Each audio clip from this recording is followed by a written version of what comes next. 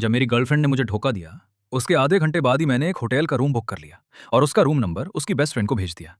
जैसे ही दरवाजा खुला, फू चिंगहुआ ने मुझे कसकर गले लगा लिया। कुछ पल बाद मैंने अपनी आंखें बंद कर ली। जब जियांग जियांग ने मुझे धोखा दे ही दिया है, तो मैं भी उससे उसी तरह जवाब दे दूं, ये गलत नहीं होगा ना? लेकिन मैंने एक बात का ध्यान रखा। मैंने ऐसी लड़की चुनी जिसे जियांग जियांग कभी छेड़ भी नहीं सकती। फू चिंगहुआ। फू चिंगहुआ दूसरी बार मेरे सामने आई। बोली, अगर तुम्हें कोई ऐतराज ना हो, तो हम लॉन्ग टर्म पार्टनर बनकर ट्राई करते हैं। मेरा पहला रिएक्शन था मना करना, लेकिन हमारी बात अभी खत्म भी नहीं हुई थी कि जियांग जियांग का मैसेज आ गया। फोन नहीं उठा रहे हो ना? मैं तुम्हारी सोसाइटी के गेट पे खड़ी हूं। हिम्मत है तो वापस मत आना, वरना मेरे पास तुम्हें पछताने के बहुत तरीके हैं। ये मत समझना कि फू चिंगहुआन से रिश्ता जोड़ने के बाद वो तुम्हें कोई अहमियत देगी। मैंने कहा, मिस फू, क्या आप मेरे घर चलेंगी? हम दोनों घर के अंदर गए। उसने ध्यान से मुझे देखते हुए पूछा, अचानक अपना फैसला क्यों बदल लिया? मैं भला कैसे कहता कि एक मुसीबत से बचने के लिए मैं उसका सहारा लेना चाहता हूं। मैंने कहा, मिस फू, सच सुनना चाहेंगी या झूठ? फू चिंगहुआन को अंदाजा नहीं था कि मैं ऐसा कहूंगा। उसने मेरा कॉलर पकड़ के मुझे अपनी तरफ खींच लिया। तभी दरवाजे के पास रखे कैबिनेट पे उसका फोन बज उठा। हम दोनों में से किसी ने भी उससे छूने की कोशिश नहीं की, लेकिन दूसरी तरफ वाला इंसान लगातार कॉल करता रहा, जैसे बिना बात किए मानने वाला ही नहीं। मैंने भौहें सिकोड़ ली। मुझे अंदाजा हो गया था कि कौन है। माहौल ऐसा था कि कोई भी बीच में रुकना नहीं चाहता था। फू चिंगहुआन ने थोड़ी झुंझलाहट में हाथ बढ़ाकर कॉल रिसीव कर ली। उधर से आवाज आई, तुम्हें फोन उठाना याद है? अभी थोड़ी देर पहले तुम फू चिंगहुआ के साथ ऊपर गए थे। वहां इतनी देर क्या कर रहे थे? मैं तुम्हें बता दूं, मेरे बिना तुम कंपनी में एक कदम भी नहीं चल पाओगे। स्पीकर ऑन करने की भी जरूरत नहीं थी। शांत कमरे में उसकी आवाज साफ सुनाई दे रही थी, जिसमें सिर्फ धमकी और जहर भरा था। मैं आज जहां भी हूं, अपनी मेहनत से हूं, लेकिन उसके पास सच में इतनी ताकत है कि मुझे कंपनी से निकालवा सके। आखिर मेरे पास कोई ताकतवर बापचू नहीं था। फू चिंगहुआन ने मेरा चेहरा अपनी उंगलियों से पकड़ लिया और हल्की मुस्कान के साथ मुझे देखने लगी। उसकी नजरें देखकर मुझे समझ आ गया कि उसने मेरी छोटी सी चाल पकड़ ली है। उसने धीरे से कहा, ए चैन, ध्यान इधर रखो। उधर फोन पे जियांग जियांग जैसे भड़क पड़ी। कार में बैठी जियांग जियांग ने जैसे ही फू चिंगहुआ की ठंडी आवाज सुनी, डर के मारे तुरंत फोन काट दिया। सच में उसके अंदर फू फैमिली का सामना करने की भी हिम्मत नहीं थी। उसने जैसा किया, मैंने भी वैसा ही जवाब दिया। हर एडल्ट अपने फैसलों की कीमत खुद चुकाता है, इसलिए पछतावे जैसा कुछ नहीं। लेकिन उसके बाद के दिनों में मैं उसकी बातें पूरी तरह भूल गया। जो हुआ था वो बस एक मौका भर था। फू चिंगहुआन बाथरूम से बाहर आई जब उसके लंबे बालों से अभी भी पानी टपक रहा था। बोली, मुझे यूज करने का फील कैसा लगा? मैं चुप रहा। उसने कहा, मैं तुम्हें एक हफ्ते का टाइम देती हूं सोचने के लिए। उम्मीद है मुझे सेटिस्फाइंग जवाब मिलेगा। अगले दिनों में फू चिंगहुआन की बातें मैंने पूरी तरह भुला दी। वो बस एक दिखावा था, और वैसे भी मैंने कभी नहीं सोचा था कि फू चिंगहुआन के साथ मेरा कोई आगे का रिश्ता बनेगा। सबसे बड़ी बात, मेरे पास इन सब के बारे में सोचने का टाइम ही नहीं था। मेरा पूरा टाइम क्लाइंट से कांटेक्ट करने में निकल रहा था। हमारी कंपनी की एनिवर्सरी पार्टी वानशेंग होटल में होने वाली थी। अगर मैं ये प्रोजेक्ट अच्छे से संभाल लेता, तो एडमिनिस्ट्रेटिव डिपार्टमेंट सुपरवाइजर की पोजीशन पक्की मुझे मिलती। इस वक्त मैं लग्जरी वीआईपी रूम के बाहर कॉरिडोर में खड़ा था। गहरी सांस लेकर मुस्कुराते हुए मैंने दरवाजा खटखटाया। अंदर घुसते ही देखा कि माहौल पहले से ही बहुत गर्म था। टेबल पे तरह तरह की शराब रखी थी और कई मेल और फीमेल पीआर स्टाफ भी मौजूद थे। तभी किसी ने हंसकर कहा, अरे ये तो जियांग जियांग का बॉयफ्रेंड है। मैं तो सोच रही थी कोई नया मेल पीआर आया है। मुझे पहले ही समझ जाना चाहिए था। डायरेक्टर हाओ, जो मुझसे इतने दिनों से बच रहा था, अचानक न्यूज कैसे लीक हो गई? पता चला जियांग जियांग यहां मेरा ही इंतजार कर रही थी। जियांग जियांग के बॉयफ्रेंड की बॉडी तो काफी अच्छी है। जो सिर्फ मुझे खुश करके प्रमोशन पाता है, मैं उसका कैसा बॉयफ्रेंड हूं? जियांग जियांग की वो घमंडी आवाज कमरे के कोने से गुंजी। तभी मैंने देखा वो एक आदमी के बगल में बैठी थी। पहली बार मैंने जियांग जियांग को इस रूप में देखा। इससे पहले वो हमेशा मेरे सामने शरीफ बन के रीच थी। जैसे ही जियांग जियांग ने मुंह खोला, पूरे कमरे का माहौल भड़क उठा। छोड़ो, ये छोटा सा हैंडसम लड़का मैनर्स नहीं जानता। चलो, जियांग बड़ी बहन से माफी मांगो। मुझे पता था आज की रात हॉन्गमन बैंक्वेट है, एक ट्रैप। लेकिन अब सिचुएशन कुछ अच्छी नहीं लग रही थी। जियांग जियांग खड़ी हुई, सामने रखी मार्बल टेबल ठोटकी हुई बोली, इधर आ, ये सारी शराब पी जा। मैं तुम्हें घुटनों पे बैठकर माफी मांगने का मौका देती हूँ। जो कमरा पहले इतना गर्म था, वहां म्यूजिक भी रुक गई। सब लोग मुझे घूर रहे थे। मैंने नोटिस किया दरवाजे पे पहले से बॉडीगार्ड्स खड़े थे, इसीलिए मैं इतनी आसानी से अंदर आ गया था। सब कुछ समझने के बाद मैं सीधा जियांग जियांग की तरफ चल पड़ा। लेकिन जियांग जियांग के दिल में भी ये मानना पड़ता, मुझ पे उसने सबसे ज्यादा ध्यान और मेहनत लगाई थी। ये कहा जा सकता है कि मैंने उसके सर पे इतना बड़ा ग्रीन हैट पहना दिया था। ये गुस्सा अगर वो नहीं निकालेगी, तो सोसाइटी में कैसे रह पाएगी? अगर मैं ये शराब पी लूं तो मुझे जाने दोगे? पहले पियो तो सही। कमरे में तुरंत कुछ लोग उत्तेजित होकर शोर मचाने लगे। मैंने कतार में रखे अलग अलग रंगों के शराब भरे ग्लासेस को देखा। एक एक करके पीना क्या मतलब? जियांग बड़ी बहन, आप क्या सोचती हैं? फू चिंगहुआन से चिपक के दिखाओगी ना? वो तुम्हारे लिए आएगा क्या? उसकी हैसियत क्या है? मैंने तुम्हारे साथ इतना अच्छा किया और तुम मुझे ग्रीन हैट पहनाने की हिम्मत कर रहे हो। उसका एक्सप्रेशन एक पल में बदला और उसने सीधा डिकेंटर जमीन पे फेंक दिया। चीज इतनी अचानक हुई कि जब तक दरवाजे पे खड़े बॉडीगार्ड्स रिएक्ट करते, जियांग जियांग का हाथ मैंने उल्टा पकड़ के उससे दबोचा लिया। खुद धोखा देकर मुझ पे ही चीख रही हो? समझती हो मैं अच्छे स्वभाव का हूं तो सर चढ़ जाओगी। तुम्हें ग्रीन हैट पहनाया तो क्या हुआ? बाप नहीं है तुम्हारा? तुम हो क्या चीज? जियांग जियांग सीधा सुन रह गई। रूम में चीखें तुरंत गूंजने लगी और जब पूरा माहौल अफरा तफरी में था, तभी दरवाजा किसी ने ढकेल के खोल दिया। लू नियानियन कुछ बोलने ही वाली थी कि उसने मेरा ये जोश भरा डायलॉग सुन लिया। जियांग जियांग, यहां तो काफी गर्मी है, पार्टी हो रही है और हमें बुलाया भी नहीं। उसके साथ आए लोगों ने रूम के बॉडीगार्ड्स को रोक दिया। जो लोग मदद करने की सोच रहे थे, सब अचानक चुप हो गए। फिर किसी ने बीच की सीट खाली कर दी। फू चिंगहुआ चुपचाप चलते वहां बैठ गई। अगले ही पल उसने नरमी से कहा, मेरे पास आके बैठोगे? सब लोग एक दूसरे का मुंह देखने लगे, समझ नहीं पाए ये किससे कहा जा रहा है। जियांग जियांग ने जैकेट उठाकर पहनी, कपड़े ठीक किए और मुझे घूरने लगी। इन दिनों में आचेंग को मारने का मन कर रहा था। यंग हुई, मुझे पहले ही पता होना चाहिए था कि आचेंग अकेला आने की हिम्मत कैसे कर रहा है। पीछे से फू चिंगहुआंग को बुला रखा था। सबकी नजरें तभी मुझ पर टिक गई। हैरान थे कि यह आदमी कब से फू चिंगहुआन से जुड़ा हुआ है। इसके टोन से लगता है दोनों की रिलेशनशिप नॉर्मल नहीं है। मुझे खुद भी कुछ समझ नहीं आ रहा था। मैंने सोचा भी नहीं था फू चिंगहुआन आएगी। फू चिंगहुआन की नजरें मेरी नजरों से मिली। बहुत कम ही होता है जब मैं ऐसा ऑकवर्ड महसूस करूं। समझ नहीं आया नजरें कहाँ रखूं। भाई, क्या मुझे तुम्हें बुलाने के लिए रिक्वेस्ट करनी पड़ेगी आने के लिए? रूम में सब समझ गए। कोई वजह तो है जो ये आदमी जियांग के इलाके में इतनी हिम्मत दिखा रहा है। पता चला फू चिंगहुआन का सहारा है। बस पता नहीं ये अचानक वाला जोश है या कुछ और। मैंने गहरी सांस ली और सीधा फू चिंगहुआन की तरफ चला गया और उसके बगल में बैठ पांच। सच में दुनिया का चक्रा घूमता रहता है। थोड़ी देर पहले मैं तमाशा बन गया था, अब मैं सीट पे बैठा हूं। कुछ लोग पास आने की कोशिश करने लगे। इस सिचुएशन में बात करने का टाइम ही कहा था। जैसे ही मैं बैठा, फू चिंगहुआन की ठंडी खुशबू मेरी तरफ आई। लू नियानन ने बगल खड़े लोगों को देखा और हल्के से हंसकर बोली, सब क्यों रुके हो? अभी तो मजा आ रहा था ना, बैठो। जियांग जियांग वहीं खड़ी रही, सबके सामने इज्जत गवा चुकी थी। ये गुस्सा वो कैसे पी सकती थी? लेकिन अब कोई जियांग जियांग की तरफ ध्यान नहीं दे रहा था। सब फू चिंगहुआन के चेहरे के एक्सप्रेशंस देख रहे थे, जैसे जियांग जियांग वहां थी ही नहीं। म्यूजिक दोबारा ऑन हो गई। जो मजा चल रहा था वो चलना चाहिए, वरना आज रात किसी के लिए अच्छी नहीं होगी। लू नियानियन की नजरें मुझ पर टिकी रह गई। मैंने कहा था ना, ये आदमी सीधा साधा नहीं है। फू बड़ी बहन को खुद आना पड़ा। ये तो बड़ा आदमी निकला। लेकिन देखो, ये तो उनका एहसान भी नहीं मान रहा। हिम्मत भी काफी है। जानते हुए ये हॉन्गमैन बैंक्वेट है, फिर भी अकेला आ गया। तभी एक औरत की सांस अचानक मेरे कान के पास आई। मैं पूरा तन गया। ये कब इतनी पास आ गई? वो चिंगुहान का ये टेरिटरी क्लेम करने वाला अंदाज बस ये अनाउंस करने जैसा था कि अब मैं उसकी प्रॉपर्टी हूं। जियांग जियांग की आंखें लाल हो गई। चिंगुहान दीदी, एक मर्द के लिए तुम अपनी बेस्ट फ्रेंड को भी छोड़ रही हो? रूम में फिर एक सन्नाटा, जैसे कोई रणभूमि बन गया हो। कोई धीमे से बुड़बुड़ कर रहा था। फू बड़ी बहन आमतौर पे हमारे साथ घूमती है, लेकिन आज यहाँ लू नियानियन के अलावा जो लोग मौजूद हैं, उनमें से सिर्फ बेजिंग वाले कुछ लोग ही फू बड़ी बहन को सहेली कह सकते हैं। जियांग जियांग ज्यादा पी गई है क्या? इतनी हिम्मत कैसे फू बड़ी बहन से सवाल पूछने की? किसी ने जियांग जियांग को इशारा दिया चुप रहने का। जियांग जियांग एक पल के लिए रुकी। अभी इस मोड़ पे अगर मैं एचैंग को छोड़ देती हूं, तो सहेलियों के सामने कभी सर उठा के नहीं जी पाऊंगी। नहीं, मुझे पीछे नहीं हटना।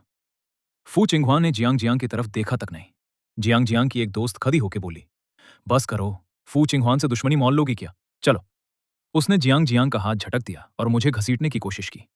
कुछ लोग डर के मारे चीख पड़े। अगले ही पल दरवाजे पे खड़े फू चिंगहुआन के ट्रेंड बॉडीगार्ड्स आगे आए और जियांग जियांग को एक तरफ घसीट ले गए। फू चिंगहुआन! जियांग जियांग चिल्लाती रही, आगे आने की कोशिश करती रही, लेकिन सिर्फ वहीं तड़पती रह गई। मैंने तुम्हें एक और बार बचा लिया, इसके बदले में क्या दोगे? उसकी नर्म आवाज मेरे कान के पास से गुजरी। मैंने उसकी तरफ देखा, मुठियां बंध ली। फू चिंगहुआन के शब्दों का मतलब बहुत गहरा था, लेकिन मुझे समझ नहीं आया वो मुझे इतनी मदद क्यों कर रही है। लू नियानियन बगल में खड़ी ठंडी नजरों से सब देख रही थी। बीच में पड़ने का इरादा नहीं था। जब मामला ज्यादा बढ़ गया, किसी ने खड़ी होकर कहा, फू बड़ी बहन, लू बहन, कंपनी में जरूरी काम है, मैं चलता हूं। फू चिंगहुआन ने कोई रिएक्ट नहीं किया, तो एक एक करके सब लोग जाने की कोशिश करने लगे। फू चिंगहुआन ने जोर से कहा, कहीं नहीं जाना, सब रुको। सबके कदम रुक गए।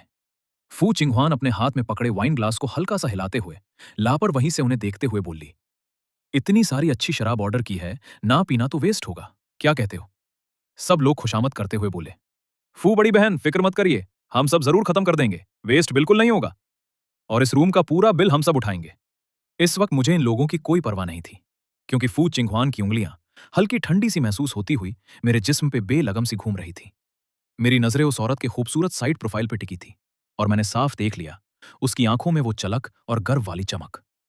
फू चिंगहुआ ने मेरे कान के पास धीरे से कहा, पसंद आया? ये सुनते ही मुझे लगा मेरे दिमाग का जो भी बचा खुचा होश कतार था वो पूरी तरह फट गया। शुक्रिया मुझे बचाने के लिए आने के लिए, मैंने कहा। फू चिंगहुआ ये जवाब सुन के और ज्यादा खुश होकर मुस्कुरा दी। फिर उसने मेरा बाजू पकड़ के अदा से पूछा, ए चैंग, क्या कभी तुमने मेरे बारे में सोचा है? मैं चुप रहा। मेरे पास इन सब बेकार चीजों के बारे में सोचने का टाइम ही कहाँ था। मेरी कोई रिएक्शन ना देखकर औरत ने कहा, मुझे थोड़ा थोड़ा तुम्हारी याद आने लगी है। ये सुन के मैं चौंक गया, हैरान होकर उसकी तरफ देखने लगा। ये औरत सच में कमाल की थी। बिल्कुल नॉर्मल सी लाइन को भी इतना एम्बिग्युअस बना देती थी। मैंने बेबासी से कहा, डिप्यूटी सीईओ, मुझे याद है फाइनेंस मैगजीन में आपके बारे में जो लिखा था, उसके साथ ये लाइन सुन के लगता है आपकी इमेज थोड़ी क्रैक हो गई। फू चिंगहुआन हल्के से हंसी। मुझे उस इमेज की जरूरत क्या है? वो सारी रिपोर्ट्स तो बेकार की कहानियां हैं। इंटरव्यू देने में भी मुझे टाइम वेस्ट लगता है। सिर्फ नैन चेन भी काफी क्यूट है। दोनों लोग जैसे कोई और वहां हो ही नहीं हंस रहे थे। जियांग जियांग की नजरों में ये जैसे बहुत पहले से चल रहा एक गुनाह था। नैन चैन, तू कमबख्त मर्द, मैं तुझसे निपटी हूं। जैसे ही जियांग जियांग दौड़ते हुए आगे बढ़ी, फू चिंगहुआन ने उसकी हरकत देखी और ठंडी नजरों से उसे घूर। उसकी नजरों की ठंडक किसी को भी जाम कर सकती थी। जियांग जियांग खुद ब खुद रुक गई। फू चिंगहुआन ने जियांग जियांग को देखते हुए कहा, लगता है तुम मेरे अच्छे स्वभाव का फायदा उठाकर बार बार मुझे चैलेंज कर रही हो। जांग बिंग से कांटेक्ट करो, अपनी बेटी को वापस ले जाने को कहो और आगे से ये कभी मेरे सामने ना आए। इतना कहते ही उसके आसपास के लोग तुरंत काम पे लग गए। कमरे में अब सिर्फ हम दोनों रह गए थे। फू चिंगहुआ ने मुस्कुराते हुए पूछा, ए चैंग, तुम्हारा जवाब? मुझे उम्मीद नहीं थी वो दोबारा पूछेगी। खुद को संभलते हुए मैंने कहा, डेप्यूटी सीईओ, क्या मैं आपसे एक सवाल पूछ सकता हूं? औरत की नजरें अभी भी मेरे चेहरे पे घूम रही थी, लेकिन मुझे उसकी आंखों के पीछे कुछ समझ नहीं आ रहा था। मुझे अच्छी तरह पता था, फू चिंगहुआ से मिलने के बाद से उसने मुझ में कोई खास दिलचस्पी नहीं दिखाई थी। अभी भी नहीं। मिस फू, आप मुझे पसंद करती हैं? फू चिंगहुआ हंसी। तुम ज्यादा सोच रहे हो। मेरा दिल बैठ गया। जवाब तो पहले से अंदाजा था, लेकिन उससे इतनी साफ तरह सुन के भी एक तरह की हार जैसी फीलिंग हुई। लेकिन ठीक है, ऐसे साफ साफ बात हो जाना जांग जांग जैसी प्यार के नाम पे धोखे से बेहतर है। फू चिंगहुआ का हाथ तब तक वापस खींच चुका था जैसे अभी जो एम्बिग्यूअस बातें हुई थी वो उसने कहीं ही ना हो। शायद ये मेरा ही गुमान था। तो फिर डिप्टी सीईओ का प्रपोजल मैं मना करता हूं। फू चिंगहुआ के लाल होंठ हल्के से मुड़ के मुस्कुराए। इतनी जल्दी जवाब दे दिया? क्या वजह पूछ सकती हूं? ये फू चिंगहुआ सच में इंटरेस्टिंग थी। कभी लगती बेशरम, कभी बहुत समझदार। मैंने कहा, आपने खुद देखा है, मैं अभी धोखे से गुजरा हूं। इस हालत में मैं कोई नया रिश्ता शुरू करने के मूड में नहीं हूं। उसने फिर कहा, लेकिन मैंने तो लॉन्ग टर्म पार्टनर की बात की थी, हम प्यार की बात कहां कर रहे हैं? मैं एक पल के लिए रुक गया, फिर रास्ता निकालते हुए कहा, अगर डिप्टी सीईओ को रिजेक्ट होना बुरा लगे तो आज की मदद के बदले में मैं आपको खाना खिला सकता हूं। जरूरत नहीं, उसने कहा। जब बात बन ही नहीं रही तो मुझे तुम्हें और दिलचस्पी होने से पहले ही हमारा ये रिश्ता यही खत्म कर देते हैं। तुम जा सकते हो। इतना कह के उसकी नजरें मुझ पे से हट गई। जो थोड़ी सी दिलचस्पी थी वो भी गायब हो गई। मैं इतनी आसानी से अपना मूड स्विच नहीं कर पाता, लेकिन उसने यही बात रोक दी, इसके लिए मुझे शुक्रगुजार था। हम दोनों का वेवलेंथ सच में मैच करता था, लेकिन ऐसे इंसान के साथ रह के कभी बाराबारी का रिश्ता नहीं बन सकता। फ्यूचर में निकालना चाहा तो लेबल लगना तय था। मैं उठकर बोला, तो फिर अलविदा डिप्टी सीईओ। फू चिंगहुआ ने कोई जवाब नहीं दिया। मैं मुड़ के चला गया। सच है, अगर जानबूझकर किसी को ढूंढा ना जाए तो इतने बड़े शहर में फू चिंगहुआ से दोबारा मिलने के चांसेस ना के बराबर है। अगले 15 दिनों तक फू चिंगहुआ मेरी दुनिया से पूरी तरह गायब हो गई। इसी बीच जांग जांग के साथ मेरा ब्रेकअप वाली बात भी फैल गई। जो पहले इतना बड़ा मिस जांग की प्यार की कहानी थी, वो सिर्फ 3 महीने में ही खत्म हो गई। मैं जहां एक तरफ राहत महसूस कर रहा था, वहीं ध्यान दिया कि मेरे आसपास के हालात बदलने लगे थे। बदकिस्मती से मेरा शाक सही निकला। इतना बेसिक डेटा भी तुमसे गलत हो गया? तुम्हें कंपनी में आए कितने दिन हुए हैं? इससे तो मुझे तुम्हारी प्रोफेशनल एबिलिटी पे शाक होने लगता है। कल रात आधी रात को मुझे नोटिस मिला। सारी रात जाग के मैंने डेटा रिपोर्ट बनाई, फिर भी उसमें प्रॉब्लम निकल आई। नेचुरल सतान सुना। नान चैन को भी इस हफ्ते काफी कंप्लेंट्स मिली हैं। कल जिनके सगाई पार्टी का ऑर्डर था, उन चैन मैडम ने बताया डिजर्ट टेबल में भी गलती थी। कलीग होके भी उम्मीद है तुम अपनी पर्सनल फीलिंग्स की वजह से हमारी एडमिनिस्ट्रेटिव टीम को इफेक्ट नहीं करोगे। आखिर क्लाइंट की डिमांड्स ही सबसे जरूरी है। मैंने किसी की बात का जवाब नहीं दिया, बल्कि अपनी प्रिंट की हुई रिपोर्ट सीधा मैनेजर चाय की टेबल पर रख दी। मुझे नहीं पता क्लाउड डेटा में एरर कैसे आया, लेकिन एहतियात के लिए मैंने एक कॉपी प्रिंट भी कर ली थी। आप देख लीजिए, कहीं डेटा में गलती तो नहीं है। मैनेजर काई को बिल्कुल उम्मीद नहीं थी कि नान चैन ने बैकअप भी रखा होगा। उसने दिखावे के लिए रिपोर्ट पलट के देखी। मैंने उसकी हरकत देखी और मन ही मन मुस्कुरा दिया। मुझे पता था ये कुछ दिनों की तंग खैंचाई सिर्फ इसलिए थी क्योंकि उसने सुना था जांग जांग ने मुझसे ब्रेकअप किया है। और इसी वजह से वो जानबूझकर काम में मुसीबत खड़ा कर रहा था। मैडम चैन के मामले में मैंने खुद कल गिफ्ट लेकर उनके घर जाकर माफी मांगी थी। मैडम चैन ने समझौता कर लिया है। मैनेजर चाई ने रिपोर्ट जोर से ताबल पे फेंक दी। मिनियान को भी उम्मीद नहीं थी कि नान चैन ऐसा मूव खेलेगा। ऑफिस से बाहर निकलते ही मिनियान पीछे से भड़काने लगी। इतनी मेहनत करके क्या फायदा? जियांग जियांग ने तो साफ कह दिया है, अब तुम्हारे दिन और मुश्किल होने वाले हैं। मैंने सीधा जवाब दिया, मुश्किल होगा या नहीं ये मेरा मसला है, तुम्हें फिक्र करने की जरूरत नहीं। और वैसे भी ये पहला दिन नहीं है, एक ही गड्ढे में मैं दोबारा नहीं गिरूंगा। क्या तुम मुझे बेवकूफ समझती हो? लिंचू मुझे देखते ही जल्दी से कॉफी दे गया। मिनियान को टीम लीडर के ऑफिस जाते देख उसने आंखें घुमा के कहा, खुद बैकडोर से कंपनी में आई और हमें भी कह रही है तुम जियांग जियांग के सहारे पे हो। मैंने हंस के उसे समझाया, छोड़ो, ऐसे लोगों से उलझने का क्या फायदा, वर्क प्लेस में ऐसे लोग तो बहुत मिलते हैं। उसने अपनी चेयर खींचता और तुरंत कंप्लेन करने लगा, चांग चांग पागल कुत्ते की तरह क्यों हो गई है? ब्रेकअप तो नॉर्मल चीज है। अब प्लानिंग डिपार्टमेंट वाले भी काफी खमन में हैं, हमसे उलझ रहे हैं, कह रहे हैं हम उनका प्लान सपोर्ट नहीं कर रहे। चांग चांग उनका बैकअप जो है सब मोर की तरह फुले फिरते हैं। मैं चियांग चियांग वाले झांझट के बारे में कुछ कह नहीं पाया। उसने देखा मैं फोन में कुछ देख रहा हूं। क्या देख रहे हो? आज की टॉप न्यूज है, फू चिंग हुआ का कहो बॉयफ्रेंड है, कोई फेमस मॉडल है। लिंचू ने कैजुअली कहा। मेरा हाथ एक पल के लिए रुक गया। फिर मैंने चश्मा पहना और डेस्कटॉप पे शेड्यूल और मीटिंग की फाइल खोल ली। लिंचू ने मेरे कंधे पे ठपकी दी। तुम पहले जियांग जियांग के साथ जब काम के सिलसिले में बाहर जाते थे तब फू चिंगहुआ से मिले थे कभी? वो सच में फोटो जैसी खूबसूरत है क्या? मैंने कहा, मुझने ध्यान ही नहीं दिया कैसी दिखती है। वैसे भी जियांग जियांग वहीं थी, मैं किसी और को देखने की हिम्मत कैसे करता?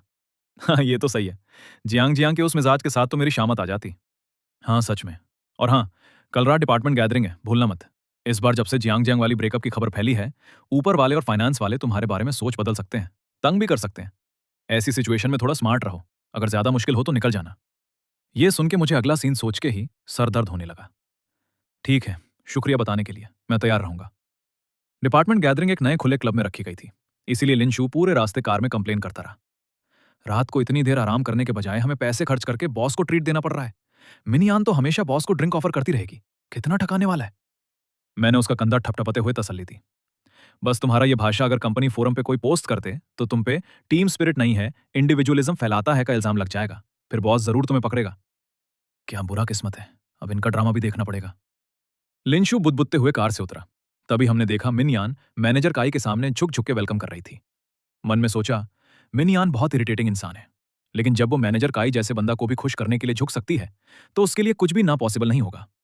मैं तब तक कार से उतर चुका था। एक सांस लेकर लिंशु से बोला, चलो जल्दी अंदर चलते हैं, वरना लेट हो गए तो सबको प्रॉब्लम होगी।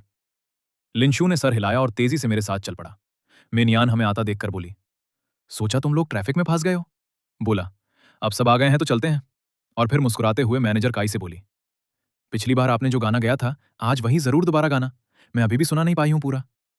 ये चपलूसी काफी काम कर गई। मैनेजर काई बहुत खुश हो गया, हंसता हुआ मिनियान का हाथ पकड़ के पहले अंदर चला गया।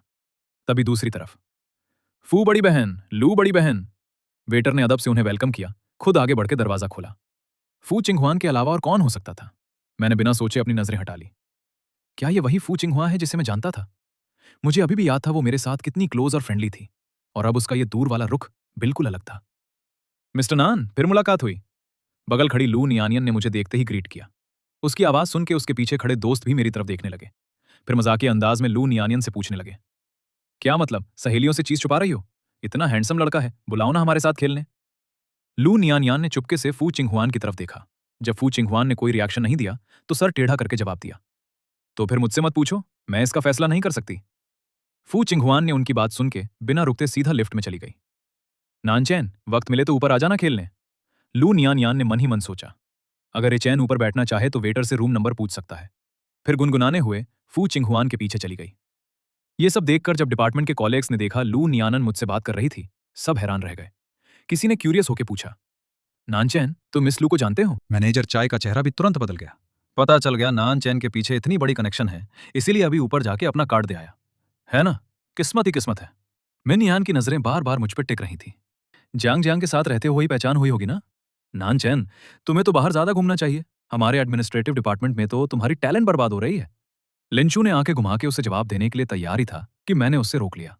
मुस्कुरा के मिनयान की तरफ देखते हुए मैंने कहा, मैं अपना काम अपनी लिमिट्स में करता हूं, ना झगड़ा करता हूं ना डरता हूं, तुमसे बहस करने की जरूरत नहीं। ये सुन के एक आदमी का चेहरा बदल गया। मतलब क्या है तुम्हारा? भाई साहब, तुम सिर्फ अपनी शक्ल की वजह से जियांग जियांग को फंसा पाए, अब यहां मुझ पे भौंक रहे हो? हिम्मत है तो लू नियानियन को फांसो, देखते हैं वो तुम्हारी बात सुनती है क्या। पीछे खड़े कॉलेग्स ये सीन देखकर जल्दी से टॉपिक बदलने लगे। चलो जल्दी, मुझे मैनेजर काई का गाना सुनने की जल्दी है। हाँ हाँ। और मिन यान को वहां से घसीट ले गए। फू चिंगहुआन अभी बैठी थी कि सोंग शुई ने लू नियानियन से पूछना शुरू कर दिया। वो हैंडसम लड़का सच में तेरा आदमी नहीं है? अगर मेरा होता तो मैं तुझे बताए बिना रहती क्या? रूम में ही तो दिखा दिया होता। मैं बेवकूफ नहीं हूं कि इतना हैंडसम बंदा घर लेके जाकर सिर्फ बातें करूं। ये सोच के लू नियानियन ने फू चिंगहुआन की तरफ देखकर पूछा, सच में उस दिन क्या हुआ था जो बात बिगड़ गई? मुझे याद है जियांग जियांग में खास प्लान बनाया था अपने एक्स को फंसाने का। तू तो अपना काम धंधा छोड़ के सीधा क्लब पहुंच गई थी, तो आखिर में अकेली बैठ के देखती ही रह गई। लू नियानियान सोच के और क्यूरियस हो गई। तभी फू चिंग हुआ की ठंडी आवाज गूंजी, अपना ध्यान रखो, दूसरों के मामलों में ज्यादा मत पड़ो। मन ही मन सोचा, प्यार में रिजेक्ट हुई औरत सच में छेड़ने लायक नहीं होती, थोड़ा सा बोलो तो भड़क जाती है। मिन यान इस वक्त रूम में आके जैसे अपना ही इलाका समझकर इधर उधर घूमने लगी। मैनेजर काई का हाथ पकड़ के उसकी इतनी तारीफ की कि उसके चेहरे की झुर्रियां तक खिल उठी। लिनशू ने कोहनी मार के इशारा किया मुझे सावधान रहने का। मिन यान ड्रिंक लेकर मेरे पास आ गई। नान चैन, तुमने मैडम चैन जैसी मुश्किल क्लाइंट संभाल ली। हमारे प्यूरे एडमिनिस्ट्रेटिव डिपार्टमेंट को तो तुम्हें चीयर्स करना चाहिए, सही है ना? मुझे पहले से पता था वो ऐसा ही करेगी। मैंने मना करते हुए कहा, बाद में गाड़ी चलानी है, आज ड्रिंक नहीं करूंगा, चाय से काम चला लूंगा। मिन यान ने भौं उठा के कहा, हम सब पी रहे हैं, थोड़ा सा पी लो वरना क्या समझोगे? मुझे उसके इस लहजे से चिढ़ हो रही थी। जवाब देने ही वाला था कि रूम का दरवाजा खुला। वेटर ड्रिंक्स और फ्रूट प्लेटर ले आया। किसी ने हैरान होकर पूछा, गलत ऑर्डर आ गया शायद? हमने तो कुछ ऑर्डर किया ही नहीं। नहीं, सही है, वेटर ने मुस्कुराते हुए जवाब दिया। ये मिस लू ने सबके लिए भेजा है और आज रात का पूरा बिल भी मिस लू ही दे रही हैं। अरे यार, इतनी सारी ड्रिंक्स का बिल तो अच्छा खासा बड़ा होगा। नान चैन क्या सच में लू नियानियन से जुड़ा हुआ है? सब लोग चौंक गए। नजरें तुरंत मुझ पे आ टिकी। मिन यान का चेहरा उतर गया। इसलिए तो बॉस को चीयर्स करने में भी आनाकानी कर रहा था। पीछे से इतना बड़ा सहारा है। अच्छा ठीक है, समझ गए। लिनशू अब बर्दाश्त नहीं कर पाया। तुम समझती क्या हो खुद को? वेटर चीजें रखकर चला गया। मेरा दिल अंदर ही अंदर धक से रह गया। लून यानी अचानक ये सब क्यों कर रही है? वैसे देखा जाए तो हमारी पर्सनल जान पहचान इतनी गहरी नहीं है। कहीं फू चिंगवान की वजह से तो नहीं? मिनयन ये सीन देखकर अपना चेहरा छुपा न सकी। नक भौं से कोड़ते हुए सीधा पीछे मुड़ गई। अगर नानचंद सच में लू नियानियन से जुदा हुआ तो जिसे जियांग जियांग तक खुश करने में लगी रहती है, अगर मैं इसी तरह उसे तंग करती रही तो बाद में मुश्किल हो सकती है। चेहरा संभालते हुए लिंशू ने क्यूरियस होकर पूछा, तेरा लू नियानियन के साथ आखिर मामला क्या है? मुझे खुद पता नहीं, मैंने कहा। लेकिन एक बात साफ है, आज लू नियानियन ने इतनी ड्रिंक्स भेजी हैं, आने वाले दिन इतने मुश्किल नहीं होंगे। बस पता नहीं कितने दिन चलेगा। मैंने नजरें घुमा के देखा, कुछ लोग जो डर गए थे उन्होंने सर झुका लिया। सब वही लोग थे जो इस बीच मुझे खुले छुपे परेशान कर रहे थे। मैं सोच ही रहा था कि लू नियानियन का शुक्रिया अदा करने जाऊं या नहीं, या शायद ये सब भेजना ही उसका तरीका था मुझे अपने पास बुलाने का। तभी महसूस हुआ कोई मेरे बगल आ बैठा। मैनेजर चाय था। नेंचन, सच कहूं तो मैं तुम्हें बहुत पोटेंशियल वाला मानता हूं। ये सुन के मैंने अदब से थोड़ी दूरी बना ली। मुझ में अभी भी बहुत कमी है। आपका शुक्रिया जो आप हमेशा हमें गाइड करते हैं। मैनेजर चाय ने मुझे ऊपर से नीचे देखा। अरे ऐसी बात मत करो, फॉर्मल मत बनो। बस ये नहीं सोचा था कि तुम मिस लू को इतनी अच्छी तरह जानते हो। मेरा दिल धक से धड़का। पता चल गया ये सच में सीधे साधे इरादे से नहीं बैठे। देखना ही है इसका प्लान क्या है। मैनेजर चाय हाथ में वाइन ग्लास हिलाते हुए धीमे से बोला, लू ग्रुप ने एक नया रिजॉर्ट खोला है जिसकी बहुत तारीफ हो रही है। अगर तुम लू ग्रुप के रिजॉर्ट के साथ कोलैबोरेशन आगे बढ़ा सको तो तुम्हारे करियर के लिए बहुत फायदेमंद होगा। ये तो मजाक है क्या? इस प्रोजेक्ट को तो हमारे सीधे बॉस डिप्टी जीएम गौ तक नहीं ले पाए हैं। मैं क्या खाक ले पाऊंगा? फिर भी मैंने हल्का सा मुस्कुरा के कुछ नहीं कहा। उसके इस झूठे सपने दिखाने पे मैंने बस धीरे से इतना कहा, अगर अगली बार मिस लू से मुलाकात हुई तो मैं कोशिश जरूर करूंगा पूछने की। वैसे भी मेरा और उनका पर्सनल ताल्लुक इतना गहरा नहीं है, मैंने कहा। यह सुन के मैनेजर चाय की नजरें थोड़ी इधर उधर होने लगी। असल में जरूरत ही नहीं है, अभी ऊपर ही तो बैठी है मिस लू। मेरा मुस्कुराहट एक पल में गायब हो गई। तो ये मैनेजर काई जांग जांग की तरफ से मुझे टेस्ट करने आया था। मैं लू नियानिन को इन लोगों को उल्लू बनाने दूं तो ठीक है, लेकिन जांग जांग को धोखा नहीं दे सकता। किसको नहीं पता कि मैनेजर काई को जियांग जांग के पापा ने ही एडमिनिस्ट्रेटिव डिपार्टमेंट में बिठाया था, और सिर्फ इसलिए कि सुपरवाइजर टैंग सिहेंग कंपनी में नहीं था, ये अपना रौब जमाने लगा था। यही सोच के मैंने फैसला किया सीधी बात करने का। मैंने खुद आगे बढ़कर मैनेजर चाय के ग्लास में शराब डाल दी। मैनेजर चाय मेरे इस हरकत से इतना हैरान हो गया कि और पीछे खिसक गया, जैसे मैं उसे कुछ कर दूंगा। मैंने गहरी सांस लेकर कहा, मैनेजर काई, आप मुझे इतनी अहमियत देते हैं तो मैं आपसे छुपाऊंगा नहीं। सच बताता हूं, मिस लू से मेरा सच में कोई रिश्ता नहीं है। रही बात यह कि वो मुझ पे इतना ध्यान क्यों दे रही हैं, शायद किसी और के चेहरे की वजह से होगा। मैनेजर चाय ने क्यूरियस होकर पूछा, अच्छा, तो आखिर कौन है जो उनसे ये सब करवा रहा है? फू चिंगहुआन, मैंने उसकी आंखों में देखते हुए एक एक शब्द पे जोर देकर कहा। लू नियानियन भी फू बड़ी बहन के इशारे पे ही मेरा इतना ख्याल रख रही है। मैनेजर काई का हाथ कांप गया। ग्लास से आधा शराब छलका गया। मन में सोच रहा था, लू नियानियन का मेल कंपेनियन बदलना तो सुनते आए हैं, लेकिन फू चिंगहुआन के पास कोई जाना माना मेल कंपेनियन हो, ये तो कभी नहीं सुना। क्या नानचीन सच में इतना बड़ा बैकग्राउंड रखता है, या मुझे बेवकूफ बना रहा है? जल्दी ही मैनेजर काई संभल के बोला, लेकिन अभी फू बड़ी बहन ने तो तुमसे बात तक नहीं की। सच में फू बड़ी बहन को जानते हो? ज्यादा गप्पे मत मारो, वरना बाद में संभालना मुश्किल होगा। मैंने ग्लास उठा के घूंट लिया, लापरवाही से कहा, 2 दिन पहले हमारे बीच छोटा सा झगड़ा हुआ था। आज मुझसे बात नहीं की, बस नाराज है, चाहती है मैं उसे मनाऊं। मैनेजर चाहे, आप तो जानते ही हैं इन दिनों कंपनी में मेरा टाइम अच्छा नहीं चल रहा, तो थोड़ा झगड़ा होना नॉर्मल है। मैनेजर काई ने शराब का एक घूंट लिया, ग्लास को हाथ में घुमाते हुए सोच रहा था, अगर ये सच है तो जियांग जियांग का नान चेन को निकालने वाला ऑर्डर थोड़ा सोच समझ के फॉलो करना पड़ेगा।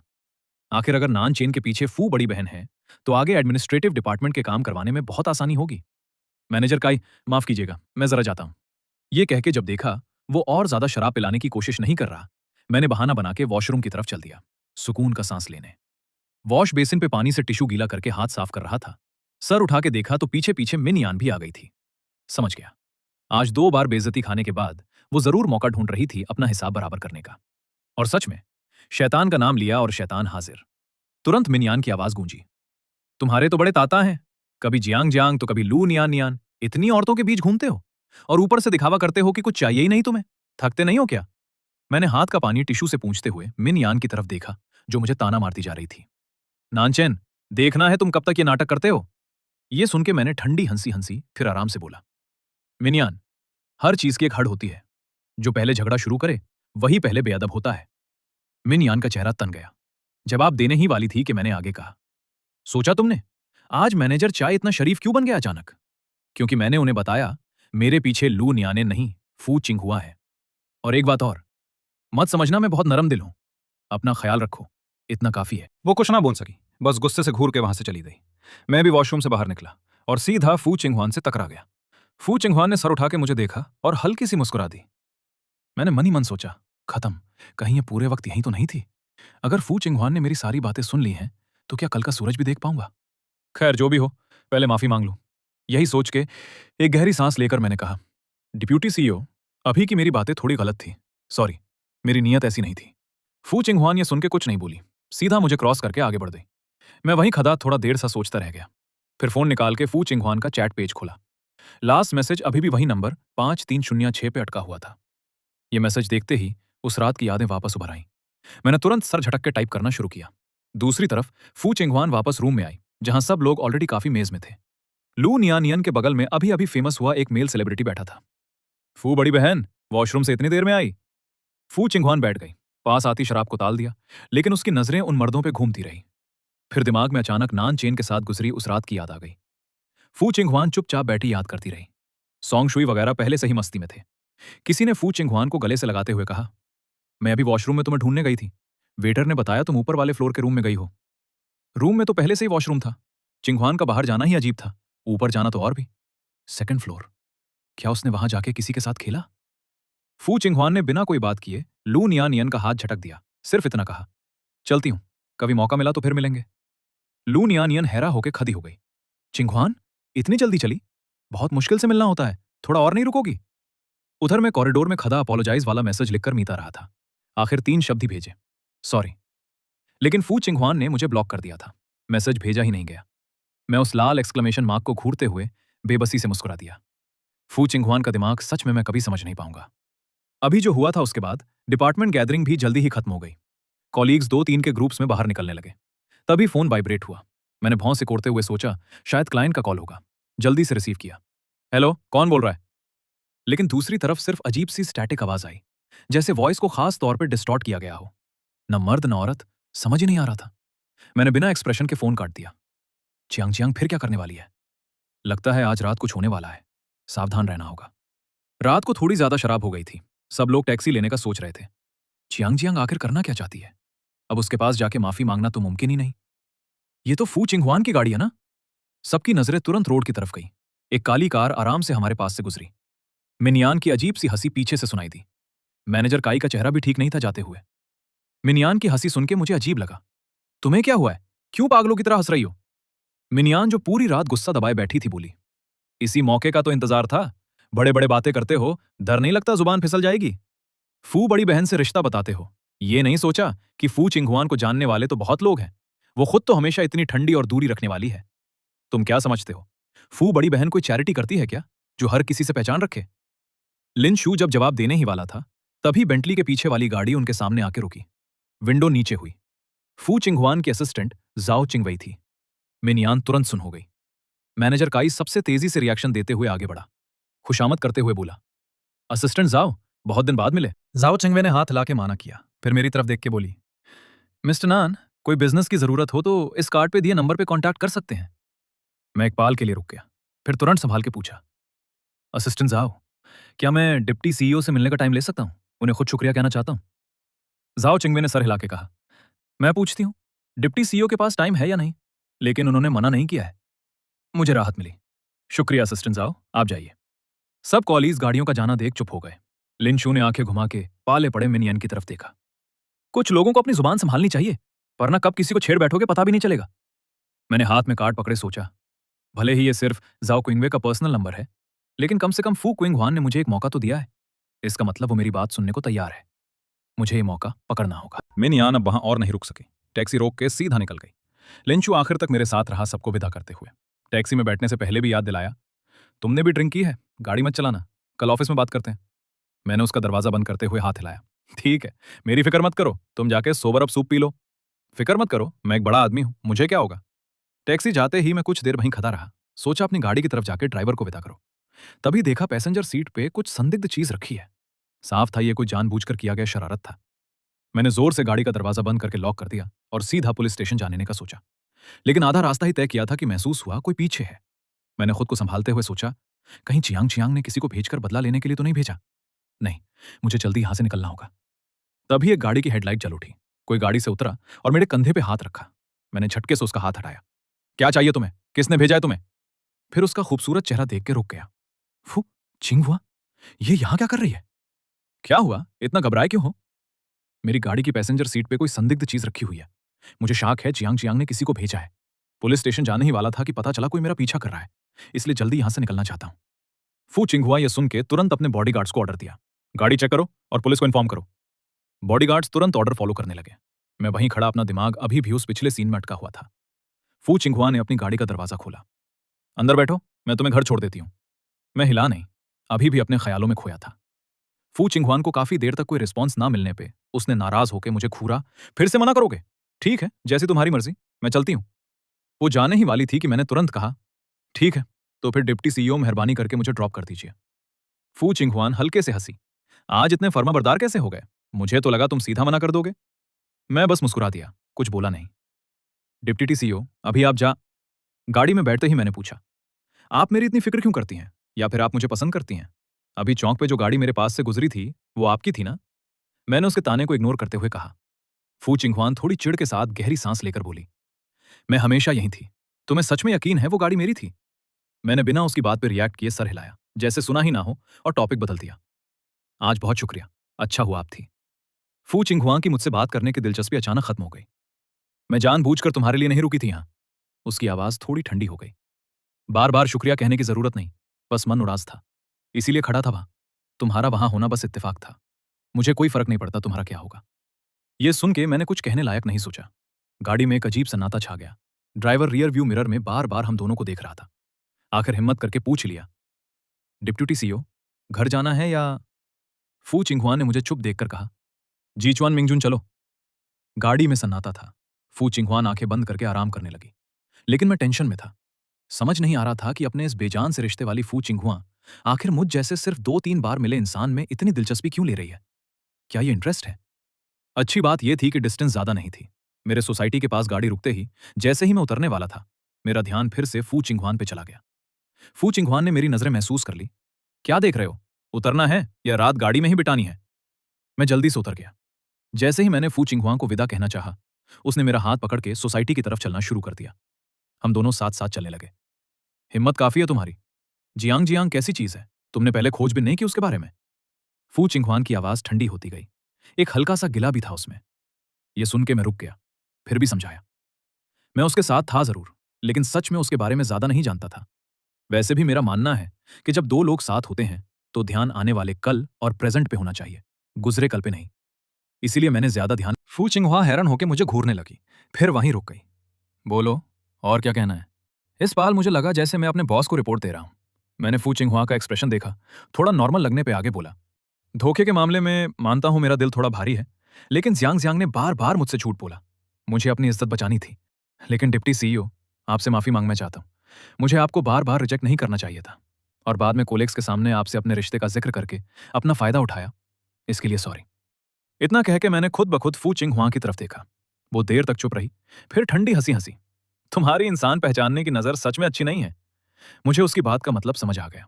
यानी वो सोचती है मैं पागल हूं जो जियांग जियांग के बेकार प्यार के खेल में पड़ा रहा, उसके साथ रिश्ता बनाए रखने के बजाय। लेकिन शायद इसी वजह से, क्योंकि वो इतनी दूर और अनरीचेबल लगती है, मुझे उससे और भी ज्यादा हिम्मत नहीं होती कुछ गलत करने की। हम दोनों आगे पीछे चलते रहे। जब मेरे सोसाइटी के गाते पे पहुंचे और मैं दरवाजा खोदने ही वाला था, तभी याद आया फू चिंगहुआ अभी भी वहीं खतई है। मैंने मुड़ के जितना हो सके उतना नॉन एम्बिगियस तरीके से पूछा, डिप्यूटी सीईओ, ऊपर आके बैठेंगी क्या? लेकिन दो अकेले लोग घर के दरवाजे तक आ गए थे। उसे भगाना भी ठीक नहीं लगता। फू चिंगहुआ मेरी बात सुन के हल्के से हंसी, मना करने ही वाली थी कि अगले ही पल, अचैंग अचैंग, मैं यहीं छुप के तुम्हारा इंतजार कर रही थी। प्लीज प्लीज, हम दोनों वापस साथ आ जाए ना। मैं आगे से तुम्हारे साथ अच्छे से रहूंगी। मैं हैरान होकर इस जोश में आई औरत को देखता रह गया। ये जियांग जियांग थी। इस वक्त फू चिंगहुआ ने जियांग जियांग की तरफ देख के भौहें सिकोड़ ली। जियांग जियांग, ये तो हद से ज्यादा हो गया। अगली बार अगर तुमने ऐसी हरकत की तो मुझे बुरा मत मानना। मैं तुम्हें वहीं भेज दूंगी जहां तुम्हारी जगह है। इतना कह के उसने बगल खड़े बॉडीगार्ड को एक इशारा दिया, और बॉडीगार्ड जियांग जियांग को घसीट कर ले गया। अब फिर से सिर्फ हम दोनों रह गए थे। तभी फू चिंगहुआ बोली, अब तो तुम्हें मेरे साथ जाना ही पड़ेगा। यह एड्रेस बिल्कुल सेफ नहीं है। मैंने सोचा शायद वो मुझे होटल भिजवा देगी, लेकिन जब गाड़ी एक अच्छी सिक्योरिटी वाली सोसाइटी में गई, तब समझ आया वो मुझे अपने घर ले जा रही थी। एंट्रेंस की लाइट ऑन होते ही फू चिंगहुआ का पूरा इलाका मेरे सामने खुल गया। फू चिंगहुआ की वेल्थ यहीं से साफ दिख रही थी। एंट्रेंस से लेकर इंटीरियर डेकोरेशन तक हर जगह सिंपल लेकिन ग्रैंड टच था। काफी सोच समझ के किया गया। कॉरिडोर में लगी कुछ पेंटिंग्स भी बहुत क्लासी थी। फू चिंगहुआ आगे चल रही थी, फिर मुड़कर बोली, शूज बदलने की जरूरत नहीं। मैं उसके पीछे चल दिया। लिविंग रूम बहुत बड़ा था, मोस्टली मॉडर्न स्टाइल में। लगता था फू चिंगहुआ खुद यहाँ काम ही रहती है, क्योंकि बिल्कुल ऐसा नहीं लग रही था जैसे कोई असल में यहाँ रहता हो। उससे सीधा ऊपर जाते देख मैं भी जल्दी से उसके पीछे ऊपर गया। फू चिंगहुआ कॉरिडोर के आखिरी कमरे तक पहुंची, तब मुड़ के मुझे देखा। यही तुम्हारा रूम है, जल्दी जाके फ्रेश हो जाओ। आज तुम्हारा दिन भी थका हुआ रहा, आराम से सो जाओ। मुझे खड़ा देखकर फू चिंगहुआ ने मजाक में कहा, क्या हुआ, ये रूम पसंद नहीं आया या मास्टर बेडरूम में सोना चाहते हो? ये सुन के मेरे कान लाल हो गए। मैंने जल्दी से सफाई दी, मेरा ये मतलब नहीं था। मुझे डर था आपके बॉयफ्रेंड को बुरा ना लगे। फू चिंगहुआ कंफ्यूज होकर बोली, किसने कहा तुमसे मेरा बॉयफ्रेंड है? ये कहां से सुना? उसके हैरान अंदाज में पूछने पे मुझे समझ नहीं आया क्या कहूं। थोड़ा ऑकवर्ड लगने लगा। मैंने बात खत्म करने का सोचा, लेकिन तभी उसकी आवाज आई, अच्छा आप बताओ, जांग जांग के बारे में तुम्हारा क्या ख्याल है? उसके साथ रहने पे पछतावा होता है क्या? मैंने आना एक पल सोच के कहा, किसी को पार्टनर चुनने से पहले उसका पास ना जानना, ये मुझे बहुत बेवकूफी लगती है। इसलिए बाद में पछतावा होना भी काफी नेचुरल बात है। बोलो। फू चिंगहुआ ने मेरे जवाब का इंतजार किए बिना सीधा मास्टर बेडरूम में चली गई। मैं वहीं खड़ा कुछ पल सोच समझ में खोया रह गया। रुको, इसका मतलब ये था फू चिंगहुआ मेरे पार्टनर चुनने के स्टैंडर्ड पे सवाल उठा रही थी। गुस्सा तो आया, लेकिन जवाब भी नहीं दे सका। काफी देर वहीं खड़ा सोचता रहा, फिर दरवाजा खोल के अपना टॉयलेटरीज लेकर वॉशरूम गया। दिमाग में बस ये चल रहा था कि कल उससे कैसे सही तरह माफी मांगू। बड़ा ऑकवर्ड लग रहा था। चलो चलो, ये कल देखेंगे। अभी मेरा काम बस अच्छे से रेस्ट करना है, कल ऑफिस भी जाना है। दूसरी तरफ मास्टर बेडरूम में फू चिंगहुआ ने बॉदरो पहना, रेड वाइन का ग्लास डाला, तभी फोन पे कॉल आया। उसने रिसीव किया। हाँ, जो कहना है जल्दी कहो। दूसरी तरफ शोर शराबा था। लू नियानन क्यूरियस होकर पूछने लगी, खुद घर नहीं गई थी क्या? फिर अपने एचेंग को घर कैसे ले गई? फू चिंगहुआ विंडो के पास खड़ी बाहर के ट्रीज के शैडोज देखते हुए लापरवाही से बोली, ले जाना था तो ले लिया, कोई वजह क्यों चाहिए? लू नियानियन इस जवाब से हैरा रह गई, फिर छेड़ते हुए बोली, चिंगहुआ, तुम सच नहीं बोल रही हो मुझसे। सच बताओ, क्या तुम्हें वो इंसान मुश्किल से मिलने वाली कोई चीज लग रही है? फू चिंगहुआ ने सीधर जवाब दिया, क्या मैं आंखों के सामने नान चेन को जांग जांग से बदला लेते देख सकती थी? इंसानियत के नाम पे ही थोड़ा मदद कर दिया। लू नियानन ठंडी हंसी के साथ बोली, चिंगहुआ, मेरे सामने अनजान बनने की कोशिश मत करो। तुम समझती हो मेरा मतलब क्या है? फू चिंगहुआ ने ग्लास रखकर कहा, अगर सिर्फ 2-3 दिन साथ रहने से फीलिंग्स बन जाती तो तुम्हारे मेल कंपेनियंस लू फैमिली के गेट से लेकर रूम ए तक लाइन लगा चुके होते। इतना कह के उसने फोन काट दिया। ऐसा तो होना नहीं चाहिए। क्या मैं ज्यादा सोच रही हूं? लेकिन चिंगहुआ के बिहेवियर से साफ लगता था वो नान चेन को लेकर काफी सीरियसली सोच रही थी। कितना अजीब है, कितना अजीब है। क्या मैंने कोई बहुत बड़ी गलती कर दी? काश नानचेन को घर न लाती, अब तो लू नियानियन को भी पता चल गया। इधर मैं फ्रेश होने के बाद गेस्ट रूम में लेते हुए भी सो नहीं पा रहा था। कुछ अजीब सा लग रहा था। फू चिंगहुआ आखिर मेरे बारे में क्या सोचती है? क्या सच में वो सिर्फ अच्छे दिल की वजह से मुझे घर ले आई थी? जितना सोचता गया उतना ही बेचैन होता गया।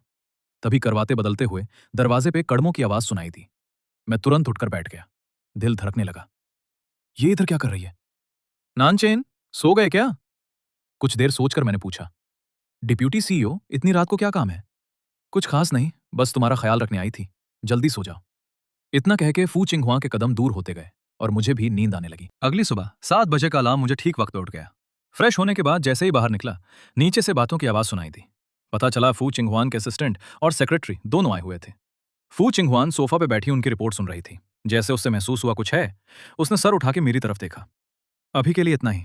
फिर उनसे बोली, तुम लोग जाओ, काम संभालो, बीच में कुछ भी अपडेट हो तो मुझे पुट्स रहना।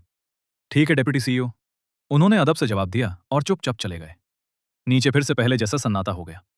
रेडी हो जाओ तो नीचे आ जाओ, अब कोई बाहर वाला यहां नहीं है, उसने कहा। मैंने सर हिलाया और नीचे गया, फू चिंगहुआन को ग्रीट करते हुए। गुड मॉर्निंग डेप्यूटी सीईओ, चले खाने के लिए? नाश्ता रेडी है। तभी देखा बगल वाली डाइनिंग टेबल पे अलग अलग चाइनीज और वेस्टर्न ब्रेकफास्ट आइटम सजाए गए थे।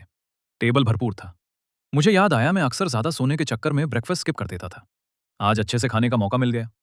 मैंने चेयर खींचता और बैठ गया। फिर फू चिंगहुआन की तरफ देखकर पूछा, आप सुबह कुछ नहीं खाती क्या? सच में भूख नहीं लगती? फू चिंगहुआन सोफा पे बैठी मैसेजेस का रिप्लाई दे रही थी। मैंने खा लिया है, तुम अपना खुद खाओ। और हाँ, मेरी सलाह है, अगर आज कोई जरूरी काम न हो तो लीव ले लो और जांग जांग वाले मामले को पुलिस स्टेशन जाके निपटा लो। असिस्टेंट जो वहां तुम्हारी मदद करेंगी। ये सुन के मैंने टेस्ट करते हुए पूछा, अगर जांग जांग का मामला प्रोसेस होता है तो उसे कैसी सजा मिल सकती है? ये इस बात पर डिपेंड करता है कि ऑफिसर कैसे देखता है और तुम कैसे डिस्क्राइब करते हो। ये छोटो भी हो सकता है और बड़ा भी।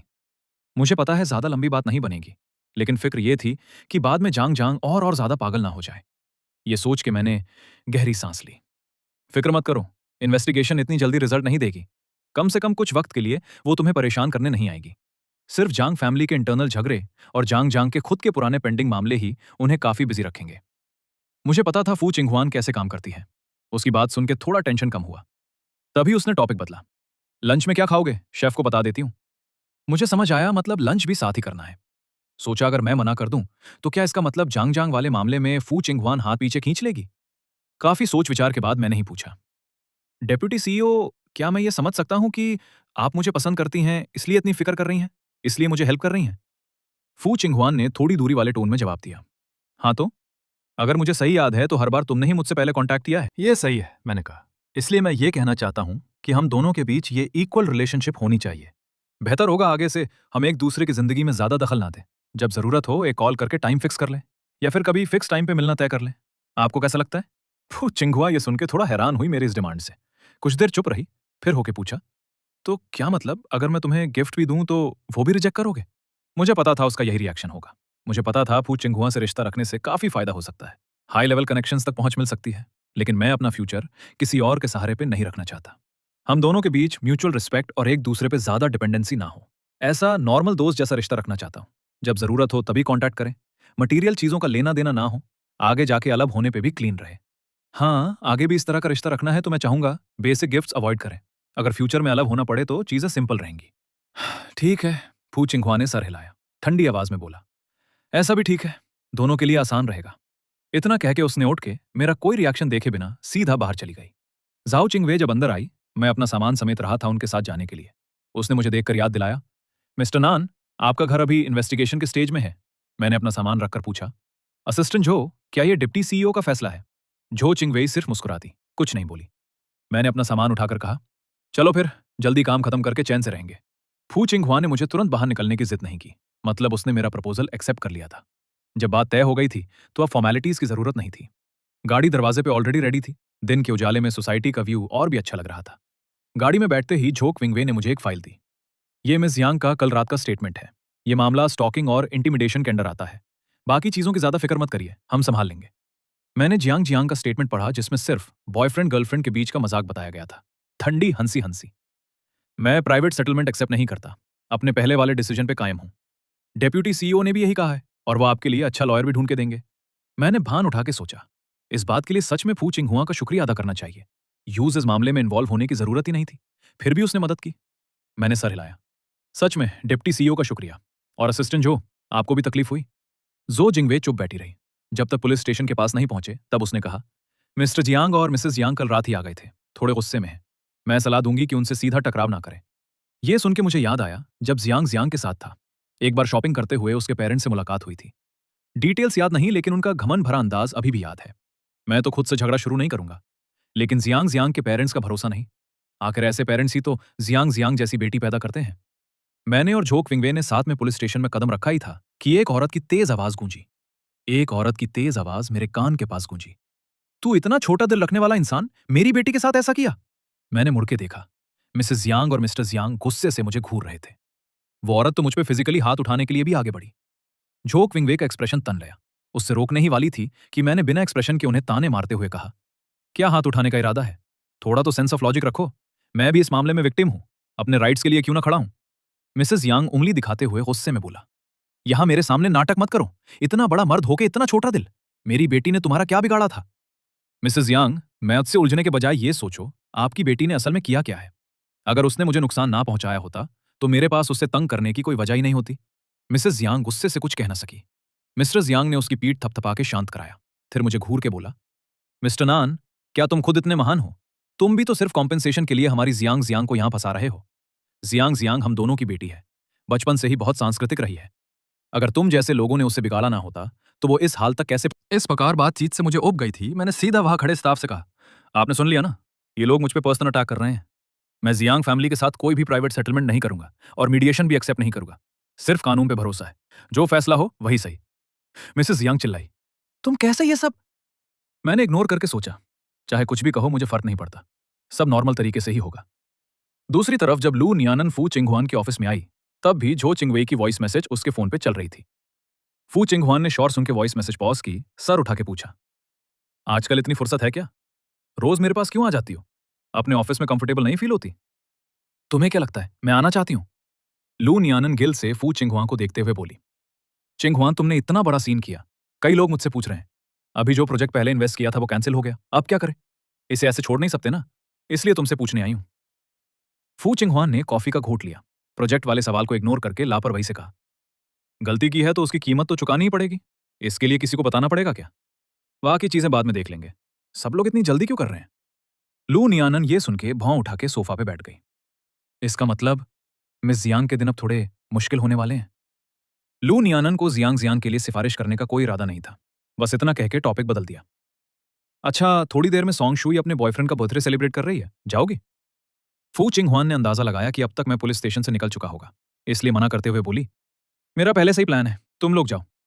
झोक विंगवे मेरे साथ पुलिस स्टेशन से बाहर आई और बोली, मिस्टर नान, अगर और कुछ जरूरत ना हो तो मुझे ऑफिस वापस जाना होगा। झोक विंगवे ने अपनी घड़ी देखी, थोड़ी जल्दी में लगी काम निपटने के लिए। मैंने उसका इरादा भाप लिया, कहा, मुझे छोड़ो, तुम ड्राइवर के साथ चली जाओ, तुम भी काफी बिजी हो, अपना काम लेट मत करो। जाओ किंगवे मेरा जवाब सुन के थोड़ी हारा हुई, फिर हल्के से हंसी। तो फिर मैं पहले चलती हूँ। मिस्टर नान, भूलना मत, दोपहर डेप्यूटी सीईओ के साथ लंच है। सच में मैं भूल ही गया था। शुक्रिया अदा करते हुए कहा, असिस्टेंट जो, शुक्रिया याद दिलाने के लिए। अब जब जियांग जियांग का मामला संभाल लिया गया है, मुझे अपनी सेफ्टी की फिक्र नहीं है। फिर भी एहतियात के तौर पे जाओ चिंगवेई ने 2 बॉडीगार्ड्स मुझे प्रोटेक्ट करने के लिए छोड़ दिया। मैं धीरे धीरे रास्ते पे चलते हुए सोच रहा था, सुबह ही लीव ले ली थी, जल्दी ऑफिस जाने की जरूरत नहीं। पता नहीं क्या बात थी, आज मैनेजर चाय भी बड़ा समझदार निकला। मेरा लीव रिक्वेस्ट तुरंत एक्सेप्ट कर लिया और ये भी कहा कि जल्दी नहीं है, जब सब कुछ संभाल जाए तब ऑफिस आ जाना। इसलिए मैंने सोचा इस वक्त का यूज करके सोच लूं फू चिंगहुआ का शुक्रिया कैसे अदा करूं। दूसरी तरफ जाओ चिंगवेई ने तुरंत फू चिंगहुआ को कांटेक्ट किया, डेप्यूटी सीईओ, सब काम निपटा गया है और दोपहर के लिए रेस्टोरेंट भी बुक कर दिया है। आप मिस्टर नान के साथ सीधा वहां पहुंच जाइएगा। फोन पे कुछ देर सन्नाटा रहा। तुम्हारे पास इतना काम कम है क्या? बहुत ज्यादा इंटरफियर कर रही हो? फू चिंगहुआन बोली। जाओ चिंगवे के होंठ हल्के से मुड़ के मुस्कुराए। मन ही मन सोचा, लगता है डेप्यूटी सीईओ काफी खुश हैं। बस ये सोच के हैरानी हुई कि वो मिस्टर नान को इतनी अहमियत देने लगी है। लगता है अब से उनसे थोड़ा और अदब से पेश आना होगा। इधर मैं सोच ही रहा था कि अपार्टमेंट वापस जाके देखूं या नहीं, तभी फोन बजा। देखा तो आंटी का कॉल था। मन में सोचा, आंटी का फोन क्यों आया, क्या काम होगा? मैंने रिसीव किया। हेलो आंटी, क्या बात है? आंटी ने मेरी आवाज सुन के थोड़ा हिचकिचते हुए कहा, ए चेंग, टाइम है क्या? आंटी क्या हुआ, बताओ ना। फिर आंटी ने कहा, मेरा कोई खास काम नहीं, तियान ले का मामला है। उसने स्कूल में किसी से लड़ाई कर ली है। ठीक है आंटी, फिक्र मत करो, मैं थोड़ी देर में हॉस्पिटल जाके देख लेता हूँ। फोन रखने के बाद मैंने एक गहरी सांस ली और सीधा टैक्सी पकड़ के पास के सिटी हॉस्पिटल चला गया। कॉरिडोर के बेंच पे जब मैंने यांग तियानले को देखा, उसका पूरा हाल बुरा हो रहा था। आने जाने वाले लोग उससे देख के आगे बढ़ जाते। ये महसूस करके उसने अपनी मुट्ठी कसकर बंद कर ली थी। ये देखकर मैंने तुरंत उसे रोका। यांग तियानले, आप क्या कर रहे हो? ये मुट्ठी नीचे करो अभी। मैंने तेज कदमों से आगे बढ़कर ठंडे चेहरे से उसे देखा। यांग तियानले ने मुझे देखते ही हिकारत से ऊपर नीचे देखा। अरे तुम हो? मैंने तो तुम्हें बुलाया भी नहीं था। ये फिर से अपनी नक घुसाने आ गई। समझती क्या हो खुद को, मेरी मां बन गई क्या? एक बाहर वाले को हमारे फैमिली के मामलों में दखल देने की क्या जरूरत है? ये सुन के मेरा चेहरा सख्त हो गया। चुप रहो। सुन लो यांग तियानले, मेरे आंटी और तुम्हारे पापा की लव मैरिज थी। अपना मुंह संभाल के रखो। यांग तियानले हंसा। Love marriage? ये तो सबसे मजेदार जोक है जो मैंने सुना है। खुद पे ही भरोसा नहीं है क्या? घर पे खुद को तसल्ली दे लो भाई। मुझे सब पता है जो तुम सोचती हो कि मुझे नहीं पता। मैंने ठंडी हंसी के साथ आस्तीन चढ़ाते हुए लापरवाही से कहा। अच्छा, अगर तुम्हारी माँ इतनी केपेबल है तो यहां आके ये मामला खुद क्यों नहीं संभाल रही? यांग तियानले का चेहरा एक पल में बदल गया। मुंह फेरा और बद करते हुए बोला, उनके कुछ जरूरी काम है इसलिए नहीं आ सकती। फिर जैसे खुद को ही कन्विंस करते हुए जोर से चिल्लाया, वो बिजी है काम में। मेरी माँ मुझे कभी नेगलेक्ट नहीं करेंगी, तुम मुझे बेवकूफ मत बनाओ। मैंने बिना रहम के उसका भ्रम तोड़ दिया। बिजी है? किस चीज में? अपनी सहेलियों के साथ पार्टी करने में? यांग तियानले, मैं तुम्हें सीधा कह देता हूं, अपनी हद में रहो, वरना अगर ये मामला सेटल नहीं हुआ और बात बढ़ गई तो रिस्पॉन्सिबिलिटी लेनी ही पड़ेगी। मैं तुम्हारी कोई मदद नहीं करूंगा, अपना देख लो खुद। ये सुन के यांग तियानले की आंखों में हैरानी झलकी। धीरे से पूछा, सच में इतना सीरियस है? सच में मुझे रिस्पॉन्सिबल ठहराया जा सकता है? मैंने गहरी सांस लेकर कहा, मैंने पूरी सिचुएशन समझ ली है यांग तियानले। तुमने सीधा उससे स्टेयर से धक्का दे दिया। दिमाग है या नहीं तुम्हारे पास? अगर नहीं रखना चाहते थे तो किसी जरूरतमंद को दे देते। अगर उसके इंटरनल ऑर्गन्स को नुकसान हुआ या पैर में चोट लगी और वो बास्केटबॉल ना खेल पाया तो तुम क्या भरपाई करोगे? किसने कहा था उसे रोज अकद दिखाने को? यांग तियानले धीरे से बुढ़ाया। मैंने सोचा नहीं था वो सच में गिर जाएगा। मैंने उसे घूर के ठंडा जवाब दिया, लगता है तुम्हें सीधी तरह समझ नहीं आएगा। जब मैं अंदर जाके बात करूं तब तुम ईमानदारी से माफी मांगोगे। शायद पहले की दांत से यांग तियानले डर गया था, इसलिए अब उसने आगे कुछ नहीं कहा। मैं उसे घसीट कर सीधा वार्ड के दरवाजे तक ले गया। अंदर आने की परमिशन मिलने के बाद मैं दरवाजा खोल के अंदर गया। सीए अन्याओ, ये तो जानी पहचानी निकली। पहले जियांग जियांग मुझे उनके ग्रुप के फंक्शंस में ले जाती थी। एक बार सीए अन्याओ के नए खुले क्लब में मुलाकात भी हुई थी। वो हमारी पहली मुलाकात थी। दिल की घबराहट थोड़ी कम हुई, लेकिन फिक्र अभी भी थी। आखिर ये सीए फैमिली का मामला था, कोई छोटी बात नहीं। क्या सच में इतनी आसानी से सुलझ जाएगा? मैंने टेस्ट करते हुए कहा। सीए अन्याओ खिड़की के पास खड़ी थी। आवाज सुन के मुड़ी, मुझे देखकर हैरान हुई। नानचैन, ये यहाँ कैसे? सच में रेयर गेस्ट हैं। फिर सोचा, चलो चिंग हुआन की इज्जत रखते हुए पूछती हूँ। सीए अन्याओ का अंदाज शांत देखकर मैंने ध्यान से शब्द चुनते हुए कहा, सीए बहन, ये पूरी गलती हमारी है, हमारी ही जिम्मेदारी है। जो भी कॉम्पनसेशन चाहिए हम पूरी कोशिश करेंगे देने की। सीए अन्याओ हल्के से हंसी, सर हिलाया। मेरे मामा के घर में ये एकमात्र बेटा है। बचपन से पूरे फैमिली ने उसे राजा जैसा पला है। अब तो बास्केटबॉल कंपटीशन से भी हटना पड़ रहा है। आगे बास्केटबॉल खेल पाएगा या नहीं ये भी पता नहीं। ऐसी सिचुएशन में तुम लोग क्या कॉम्पनसेट करोगे? यांग तियानले भले ही बेवकूफ हो, लेकिन समझ गया सामने वाली औरत आसानी से मानने वाली नहीं। पहली बार चुप रह गया। मैं भी चुप रहा। दिमाग तेजी से सोच रहा था। सीए अन्याओ ने मुझे और यांग तियानले को देखकर क्यूरियस होकर पूछा, तुम दोनों का रिश्ता क्या है? मैं एक पल के लिए रुका, फिर संभलते हुए कहा, इससे मेरा छोटा भाई समझो। अच्छा, लेकिन लगता नहीं तुम्हारा ये भाई तुम्हें भाई मानता है। शी अन्याओ ने यांग तियानले से दूरी भरे टोन में कहा, तुम बाहर जाओ, मुझे तुम्हारे भाई से बात करनी है। यांग तियानले तुरंत मुड़के बिना पीछे देखे बाहर चला गया। साफ था उसने पूरा मामला मुझ पर डाल दिया। अगर आंटी के लिए ना होता, इस नमक हराम को मैं एक सेकंड भी हैंडल नहीं करता। जरूरत के वक्त सबसे पहले भाग जाता है। अब सिर्फ मैं और शी अन्याओ रह गए थे। शी अन्याओ सोफा पे बैठ के पूछी, जियांग जियांग वाला मामला तुमसे रिलेटेड है ना? मुझे उम्मीद नहीं थी वो सीधा यांग तियानले की बात छोड़ के जियांग जियांग का जिक्र करेगी। मैंने जवाब दिया, हाँ थोड़ा रिलेटेड है, क्या हुआ? शी अन्याओ ये सुन के सर उठा के मुझे देखने लगा। मानना पड़ेगा सामने खड़ा आदमी सच में हैंडसम था। कंपेंसेशन की हमें कोई कमी नहीं है, लेकिन मैं तुम्हें ये रियायत दे सकती हूं, तुम्हारे भाई को परेशान नहीं करूंगी। मैं खुशी से उछल गया। शीए बहन सच कह रही हैं? बहुत बहुत शुक्रिया। आप फिक्र मत कीजिए, हम आगे से उसे संभाल के रखेंगे। शी अन्याओ ने कहा, गलतफहमी मत पालो, मैं ये सिर्फ चिंग हुआन की इज्जत रखते हुए कर रही हूं। मैं एक पल के लिए रुक गया।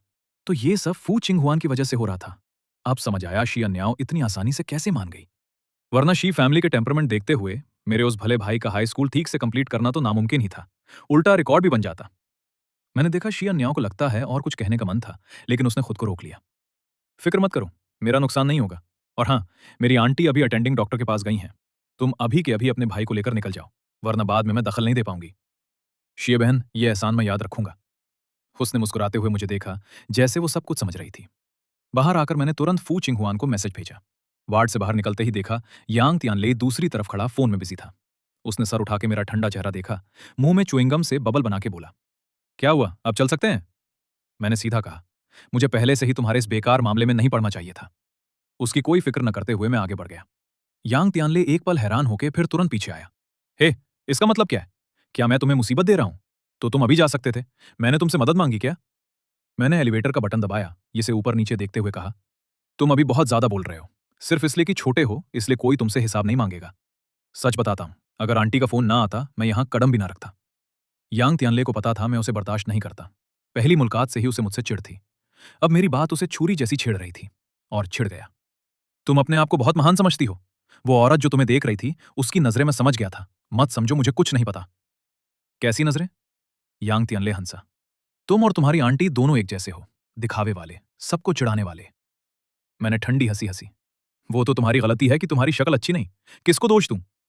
यांग तियानले मेरे इस जवाब से गुस्सा से लाल हो गया। एलिवेटर आ चुका था। मैंने उसे अंदर आने से इनकार करते देखा। कहा, तुम जितना भी ना चाहो, आज तुम्हारे लिए जिसने स्टैंड लिया, वो भी वही इंसान है जिसे तुम पसंद नहीं करते। इतना कह के मैंने सीधा एलिवेटर का दरवाजा बंद कर दिया। तभी जाके मुझे थोड़ी रिलैक्स फील हुई। दीवार से टिक गया। मन में सोचा, यांग तियानले मुझसे जितना भी उलझे, बीच में सिर्फ आंटी को ही मुसीबत होती है। इस दुनिया में आंटी ही मेरा सबसे आखिरी रिश्तेदार बच्चा है। अगर हो सके तो मैं आंटी को मुसीबत में नहीं डालना चाहता। लेकिन यांग तियानले का मिजाज सच में बिगड़ता जा रहा है। हॉस्पिटल के गेट तक पहुंचते पहुंचते देखा लोगों ने अपनी अम्ब्रेलाज बंद कर ली थी। पता नहीं कब हल्की बारिश शुरू हो गई थी। भीगी हुई जमीन देखकर सोचा, आज काफी बदकिस्मती वाला दिन है। मैं सोच ही रहा था ये बारिश कब तक चलेगी। तभी फोन बजा। रिसीव किया तो असिस्टेंट झो की आवाज आई। मिस्टर नान, क्या किसी काम में फंस गए हैं? झो चिंगवे ने मुड़ के देखा। फू चिंगहुआन ऑलरेडी डाइनिंग एरिया में वेट कर रही थी। नानचन आखिर कर क्या रहा है? डेप्यूटी सीईओ को इतनी देर इंतजार करवा रहे हैं? वैसे तो वो ऐसा इंसान नहीं है जो सिचुएशन ना समझे। कॉल सुन के मुझे याद आया, दोपहर फू चिंगहुआन के साथ का प्लान था। तुरंत संभलते हुए मैंने कहा, मैं डिप्टी सीईओ के लिए खाना बनाने का सोच रहा हूँ, इसलिए बाहर इंग्रेडिएंट्स खरीद रहा हूँ। एक जरूरी काम अभी हैंडल कर रहा हूँ, थोड़ी देर में खुद डिप्टी सीईओ को कॉन्टेक्ट करूंगा, फिक्र मत करो। झाओ चिंगवई ने राहत की सांस ली। ठीक है मिस्टर नान, बस डिप्टी सीईओ के साथ का प्लान मत भूलना। कुछ मिनट पहले फू चिंगहुआन को सिया न्याओ का मैसेज मिल गया था, लेकिन उसने खास रिएक्शन नहीं दिया। मैंने मैसेज भेजा, सॉरी दोपहर कुछ अचानक काम आ गया, आपको वेट करवा दिया। रात को मैं खुद खाना बना के खिलाऊंगा। आप बताओ क्या खाना पसंद है, मैं बनाऊंगा। फू चिंगहुआन जो पहले थोड़ी इरिटेटेड थी, उसका मूड इस वॉइस मैसेज से अजीब तरह से शांत हो गया। उसके लाल होंठ हल्के से मुस्कुराए। ठीक है, तुम जो भी बनाओ, मुझे कोई खाने में चूजीनेस नहीं है। ये मैसेज देखकर मैं मुस्कुरा दिया। मैं जो डिशेस अच्छी तरह बना सकता हूँ वो कम ही है। अच्छा है फू चिंगहुआन ज्यादा चूजी नहीं है, वरना मुझे किसी की मदद लेनी पड़ती। मैंने रिप्लाई दिया, मैं कोशिश करूंगा आपके टेस्ट के मुताबिक बनाने की। आप अच्छे से डिनर एंजॉय करेंगी। थोड़ी देर बाद उस औरत ने फिर से एक वॉइस मैसेज भेजा। मैंने थोड़ा क्वाइट जगह ढूंढकर खोला। डिनर खाने से ज्यादा। एक पल के लिए मैं कुछ कह ना पाया। फू चिंगहुआन की ये बात सच में मुझे उलझन में डाल गई। अच्छा हुआ उसने फिर कोई मैसेज नहीं भेजा, वरना सच में ऑकवर्ड हो जाता। गर्दन को थोड़ा रिलैक्स करते हुए मैंने देखा कॉर्नर में दो सूट बूट में बॉडीगार्ड्स मेरे तरफ आ रहे थे। बिना सोचे मेरा मन हॉस्पिटल के अंदर भागने का हुआ। सोचा ये कौन है, लेकिन बॉडीगार्ड्स पास आ गए। मिस्टर नान, हम असिस्टेंट झो के भेजे हुए बॉडीगार्ड्स हैं। आपके पास अम्ब्रेला नहीं है क्या? हम आपको आपकी डेस्टिनेशन तक ड्रॉप कर दें? मैं वहीं खड़ा थोड़ा कंफ्यूज हो गया। क्या तुम लोग शुरू से मेरा पीछा कर रहे थे? बॉडीगार्ड्स थोड़ी शर्मिंदगी में बोले, हम फू फैमिली के प्राइवेट सिक्योरिटी से हैं। जरूरत ना हो तो हम आपके सामने नहीं आते। मुझे थोड़ा बुरा लगा, लेकिन अभी स्पेशल सर्कमस्टांसेस थे, इसलिए मैंने कहा, मुझे डिप्टी सीईओ के घर जाना है। आप लोग वहां के पास किसी सुपरमार्केट पे मुझे उतार दें बस। गाड़ी में बैठते ही याद आया आंटी को रिप्लाई करना है। उन्होंने कोई शिकायत नहीं की, लेकिन यांग तियानले को कंसीक्वेंसेस समझना जरूरी था। मैं हमेशा उसकी गलतियों को साफ नहीं करता रह सकता। कॉम्पनसेशन का जो भी हो, जब आंटी आप वापस आए, बेहतर होगा यांग तियानले को लेकर जाके माफी मंगवा दीजिए। अपना स्टैंड क्लियर कर देना। मैसेज भेजते ही आंटी का रिप्लाई आ गया। चैंग, तुम भी बहुत दिन से घर खाना खाने नहीं आए, अपना ख्याल रख रहे हो ना? आंटी की फिक्र भरी बात पढ़कर दिल थोड़ा भर आया। मैंने रिप्लाई दिया, मैं बिल्कुल ठीक हूं आंटी, फिक्र मत करिए। जब टाइम मिलेगा घर आके खाना खाऊंगा। फू चिंगहुआ की रात को अचानक मीटिंग बन गई थी, इसलिए झो क्विंगवे मुझसे कॉन्टैक्ट करने वाली थी।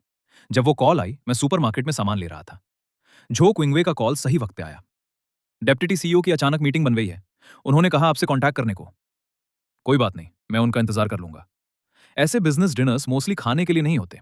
घर आके उन्हें थोड़ा अनकंफर्टेबल ही लगेगा, इसलिए कुछ बना के रखना सही रहेगा।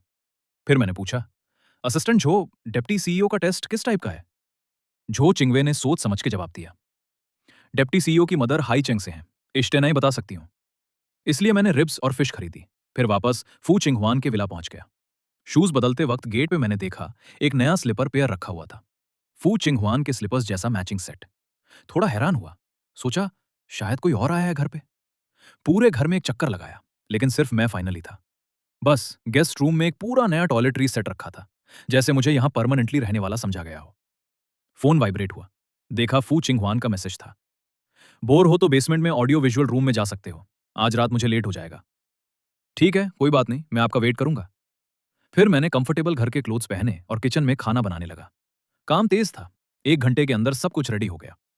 फू चिंगहुआन के आने में अभी वक्त था, इसलिए मैं बोर होकर घर में इधर उधर घूमने लगा।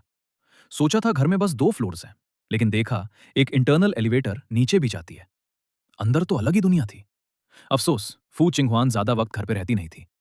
किचन स्किप करके मैंने देखा कॉरिडोर के आखिर में एक म्यूजिक रूम भी था। सच में कभी सोचा नहीं था फू चिंगहुआन पियानो बजाती होगी। थोड़ा इंप्रेस्ड होके ऑडियो विजुअल रूम में गया, एक कम जानी सी मूवी चलाई। कुछ देर देखते हुए नींद आ गई। दूसरी तरफ बिजनेस डिनर में फू चिंगहुआन फोन घूरती हुई चुप थी। उसके साथ बैठे लोग उसे देखकर पूछने लगे, डिप्टी सीओ, आज पूरी रात फोन ही देख रही हैं, कोई जरूरी बात है क्या? फू चिंगहुआन के अराउंड अक्सर कोई मुश्किल सिचुएशन नहीं होती, इसलिए सबने इस बात को ज्यादा सीरियसली नहीं लिया। कुछ खास नहीं, कल रात एक बड़ा कुत्ता घर ले आई हूँ, सोचती हूँ घर पे बोर तो नहीं हो रहा। वहां बैठे सब लोग काफी समझदार थे। एक दूसरे को देखकर आंखों आंखों में बात हो गई, और सेकंड राउंड कहीं और जाने की बात किसी ने नहीं की। जब तक फू चिंगहुआन घर पहुंची, काफी रात हो चुकी थी। डाइनिंग टेबल पे 4-5 प्लेट्स लगी थी। उसने हल्के से देखा और हैरान हुई, सब कुछ उसके टेस्ट से मैच कर रहा था। ऑडियो विजुअल रूम में मैं अभी भी सोया हुआ था जब मुझे उसकी हल्की ऑर्किड जैसी खुशबू महसूस हुई। आंखें खोली तो फू चिंगहुआन बिल्कुल झुककर मुझे उठाने की कोशिश कर रही थी। तुम आ गई, खाना तो ठंडा हो गया होगा, टेस्ट ठीक नहीं लगेगा अब। फू चिंगहुआन ने मेरा इतना रिलैक्स्ड और कैजुअल अंदाज देखकर हल्के से हंसी। कोई बात नहीं, मैं गर्म कर लेती हूँ। मैंने सर हिलाया, फिर कहा, मैं आपके लिए हैंगओवर सूप बना देता हूँ। उसके बदन से आ रही शराब की स्मेल मैंने तुरंत पकड़ ली। वैसे फू चिंगहुआन ने आज ज्यादा नहीं पी थी, फिर भी हैरान हुई कि मैंने इतनी जल्दी पहचान ली। स्निफ करके बता सकते हो ये कौन सी शराब है? सोचकर मैंने जवाब दिया, पुराना एम्बर वाइन लगता है। फू चिंगहुआन अचानक मेरे करीब आई, इतनी पास के लगभग छू ही जाए। मुझे सिर्फ उसकी गर्म सांस और बालों की खुशबू महसूस हो रही थी। पूरा बदन तान गया, स्किन तुरंत लाल हो गई।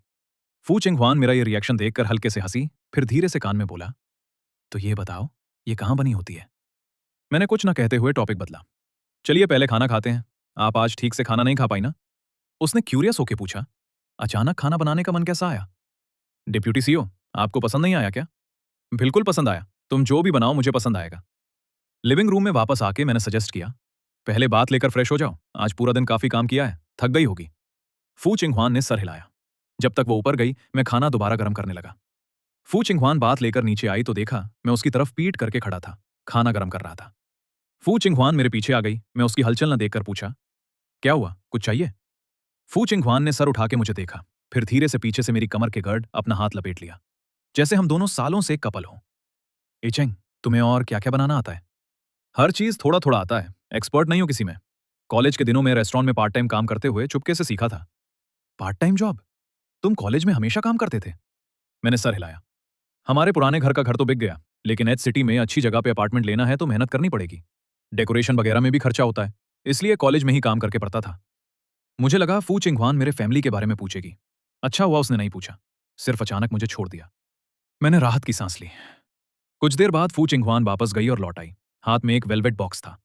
मैंने आंखें खोली तो देखा फू चिंगहुआन पहले ही बॉक्स खोल चुकी थी। अंदर एक मेंस वॉच था। उसने मुझे पहनने की कोशिश की, लेकिन पता नहीं क्यों कुछ बार ट्राई करके भी ठीक से नहीं लगा पाई। मुझे उसका इंटेंशन समझ आ गया। मुझे दे दो, मैंने कहा, और बिना सोचे कैजुअली अपने हाथ से वॉच पहन ली। फू चिंगहुआन जैसे मेरे इस अंदाज से अट्रैक्ट हो गई, थोड़ी शर्मा के सर नीचे कर लिया। कभी कभी सच में अजीब लगता है, काम करते वक्त नान चेन खुद को बिल्कुल आउटसाइडर नहीं मानता, बहुत बोल्ड होता है, मुझसे डरता भी नहीं। लेकिन अभी इसकी एक छोटी सी कैजुअल हरकत की वजह से मुझे उससे आंखें मिलाने की भी हिम्मत नहीं हो रही। पोट से खाने की खुशबू आने लगी थी। मैंने थोड़ा सोच के पूछा, डाइनिंग टेबल पे जाएं या यहीं खाएं? फू चिंगहुआन किचन में ही थोड़ी देर रुकना चाहती थी। पहले मुझे टेस्ट तो करने दो, देखती हूँ ऑनलाइन से सीखकर बनाया है कैसा लगता है। मैंने एक चम्मच सूप निकाल के दिया। डिप्टी सीईओ, टेस्ट कर लीजिए, शायद स्टैंडर्ड नहीं होगा। फू चिंगहुआन ने मेरा चम्मच पकड़ने वाला हाथ थाम लिया। टेस्ट करने के बाद तारीफ की। बहुत अच्छा, सच में अच्छा बना है। ये पहली बार था जब मैंने उसे हैचंग की डायलेक्ट में बोलते सुना। एक्सेंट सही था और उसकी आवाज में खुद का एक अलग चार्म था, जैसे कोई फेदर कान के पास से गुजरी हो, सुनसान कर देती थी। फू चिंगहुआन सच में डाइनिंग टेबल तक नहीं गई। किचन में खड़ी खड़ी ही मोस्टली सारा खाना खत्म कर दिया। साफ था उससे बहुत पसंद आया था। मन ही मन थोड़ा प्राउड हुआ। माँ, मैं सच में कुकिंग में टैलेंटेड हूँ। फिर हम दोनों फिंगर हुक्ड करके रूम में गए। दरवाजा बंद होने से पहले सिर्फ इतना दिखा कि फू चिंगहुआन की नजरें एम्बिग्यूअस तरीके से मुझे देख रही थी। कुछ वक्त बाद फू चिंगहुआन ने अपना सर मेरे शोल्डर पे रखा, फिर सर उठा के वापस देखा। मैंने नीचे देखकर उसका चेहरा छुआ, अपने हाथ से उसकी चीक पे हाथ रखा।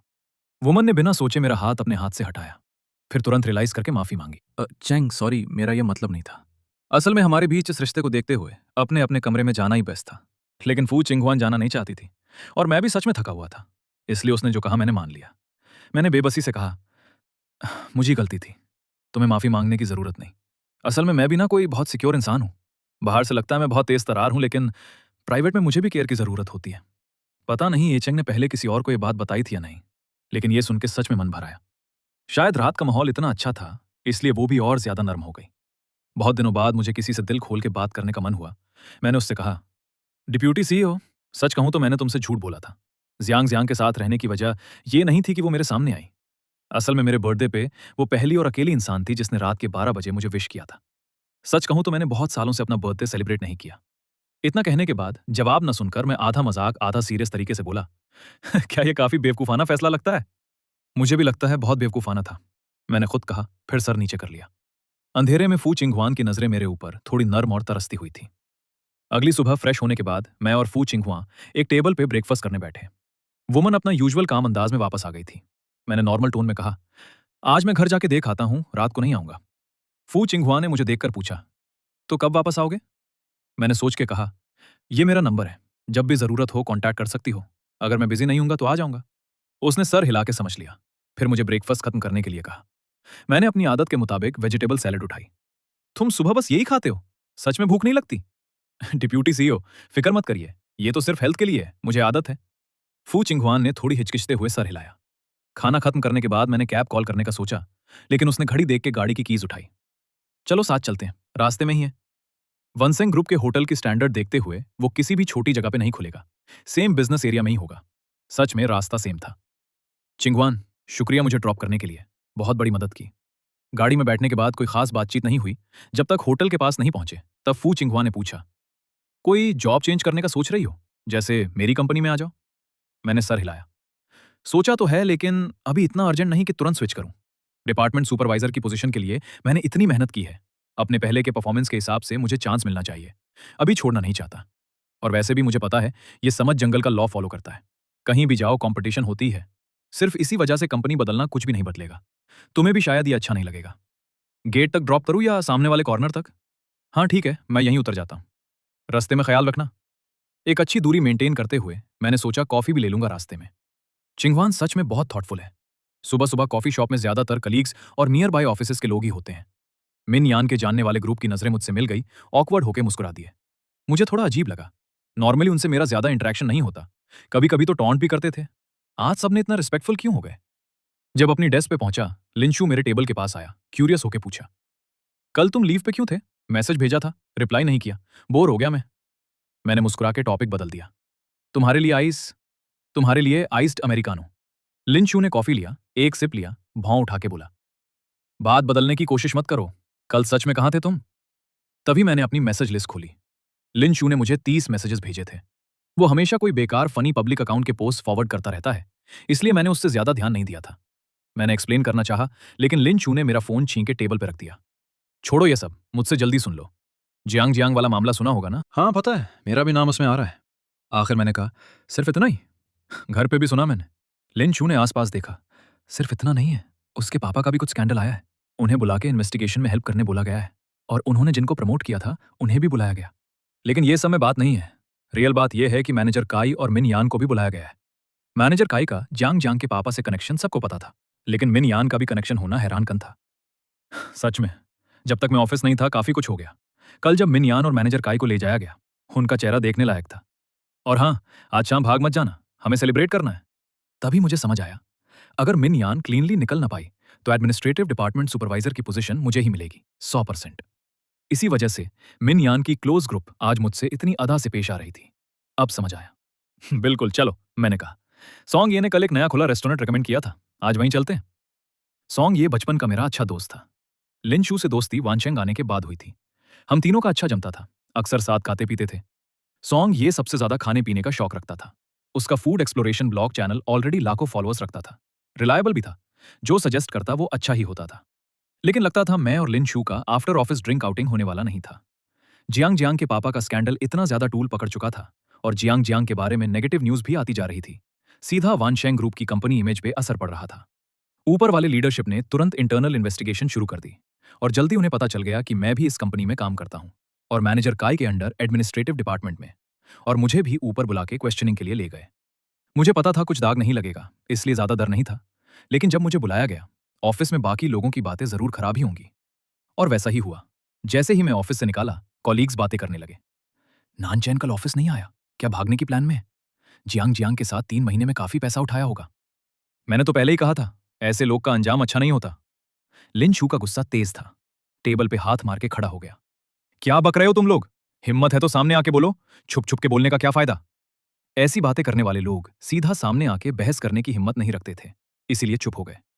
ये देखकर मुझे जल्दी बैठने का इशारा किया और फोन में बिजी हो गया। दबी हुई बातें करता रहा। लिन शू गुस्से से परेशान था और मेरे लिए फिक्र भी थी, इसलिए उसने अपने सोशल मीडिया पे ऑफिस के कुछ सीनियर्स के अगेंस्ट कंप्लेन किया। अंदर ऑफिस में लीडरशिप ने मुझसे पूरा कॉन्टेक्ट सुना और मुझे ज्यादा तंग नहीं किया। सिर्फ हल्के से हिदायत देके बोला, जाओ, अपना काम अच्छे से करो। ठीक है, शुक्रिया सर। ऑफिस से बाहर निकलते ही कॉरिडोर में पहले जो बातें हो रही थीं वो तुरंत बंद हो गईं। सब लोग अपना काम में बिजी दिखने का बहाना करने लगे। जियांग जियांग फैमिली का मामला अब कंफर्म्ड हो चुका था, इसलिए मैनेजर काई और मिन यान जैसे लोग जो इसमें इन्वॉल्व थे, अब खुलेआम मुझे टारगेट नहीं कर सकते थे। अपनी डेस्क में वापस आते ही लिन शू तुरंत पास आ गया। क्या हुआ, तंग तो नहीं किया? मैं बहुत परेशान हो गया था उनकी बातें सुन के। फिक्र मत करो, लीडरशिप को सब पता चल गया है। तुम्हें पता नहीं है क्या, मैनेजर काई को जियांग फैमिली से ज्यादा कनेक्शन होने की वजह से उनके सारे करंट काम रोक दिए गए हैं। इंटरनल रिव्यू चल रही है।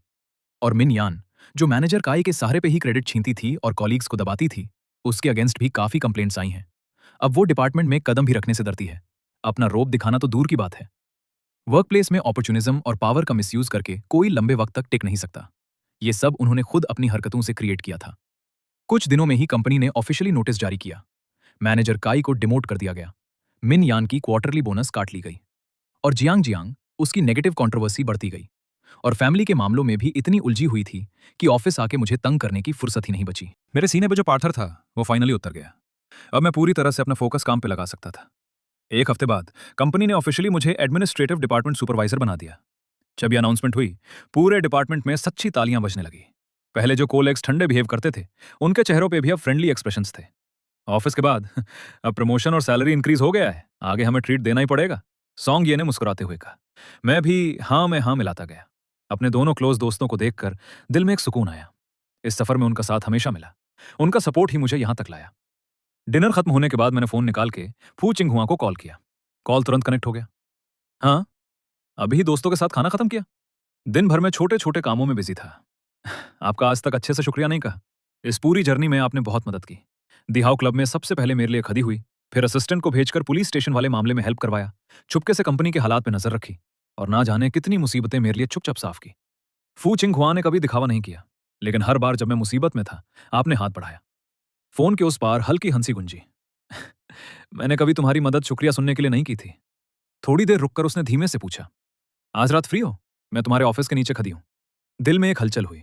मैंने बिना सोचे ऑफिस के नीचे की तरफ चलना शुरू कर दिया। स्ट्रीट लाइट के नीचे खड़ी थी वो, अपने लंबे बाल खुले छोड़े हुए, कंधों पे बिखरे हुए, बिजनेस मीटिंग वाले रूह से हटके थोड़ा और सॉफ्ट और वार्म लग रही थी। जैसे ही उसने मुझे आता देखा, उसकी आंखों में हल्की सी मुस्कान आ गई। उसके सामने पहुंचकर मैं रुक गया, गौर से उसकी तरफ देखा। सच कहूं तो इस बीच मैंने बहुत कुछ सोचा है। शुरू में मैं बहुत ज्यादा सोचता था। हमारी हैसियत में फर्क है, इसलिए पास आने से डरता था। बस सिंपल दोस्ती तक रिश्ता रखना चाहता था। लेकिन साथ रहते हुए मुझे समझ आया, प्यार कभी फायदा नुकसान तोलकर नहीं होता, न ही स्टेटस देखकर होता है। फू चिंगहुआन चुपचाप मुझे देख रही थी। मेरा बैकग्राउंड सिंपल है। यहां तक पहुंचने के लिए मैंने अकेले ही मेहनत की है। हर चीज खुद से करने की आदत है, किसी पे आसानी से डिपेंड नहीं करता। लेकिन तुमसे मिलने के बाद मेरा ताना हुआ दिल धीरे धीरे रिलैक्स होने लगा। मुझे पसंद है तुम्हारा कभी कभी शरारती ताने मारना, और पसंद है तुम्हारा वो अंदर से सॉफ्ट और किंद दिल जो बाहर से ठंडा दिखता है। मैंने गहरी सांस ली, हिम्मत जुटाकर दिल की बात कह दी। फू चिंगहुआ, अब मैं सिर्फ तुम्हारा नॉर्मल फ्रेंड नहीं रहना चाहता। आगे की जिंदगी में मैं तुम्हारे साथ रहना चाहता हूँ। हर चीज तुम्हारे साथ फेस करना चाहता हूँ। क्या तुम मुझे ये मौका दोगी? शाम की हवा धीरे से उसके बालों को छू रही थी। फू चिंगहुआ की आंखों में मुस्कान और गहरी हो गई। वो एक कदम आगे बढ़ी, धीरे से मेरा हाथ थाम लिया। उसकी हथेली की गर्मी बहुत सुकून भरी और भरोसेमंद लगी। मैं तुम्हारे इन शब्दों का बहुत देर से इंतजार कर रही थी। पहले मैंने कहा था मटेरियल चीजों में नहीं उलझना चाहती। डर था फ्यूचर में ये सब कंफ्यूजन बना देगी। लेकिन अब मैं अपना नजरिया बदलना चाहती हूँ। ना मुझे तुम्हारी किसी चीज का ललच है, ना मैं तुम पे हावी होना चाहती हूँ। बस इक्वल फुटिंग पे साथ रहना चाहती हूँ। मैं अपनी मेहनत से काम करूंगी, अपनी जिंदगी सीरियसली जीऊंगी, अपने तरीके से तुम्हारा ख्याल रखूंगी। मैंने कभी तुम पे शाक नहीं किया। तुम्हारी इंडिपेंडेंस, तुम्हारी पर्सिवियरेंस और सच्चाई, यही है जिसकी वजह से मैं धीरे धीरे तुम्हारे पास आई। भागने की कोशिश मत करना। बस हम साथ साथ एक ही रफ्तार से चलते रहेंगे। सब कुछ अच्छा वक्त आने पे खुद आ जाएगा।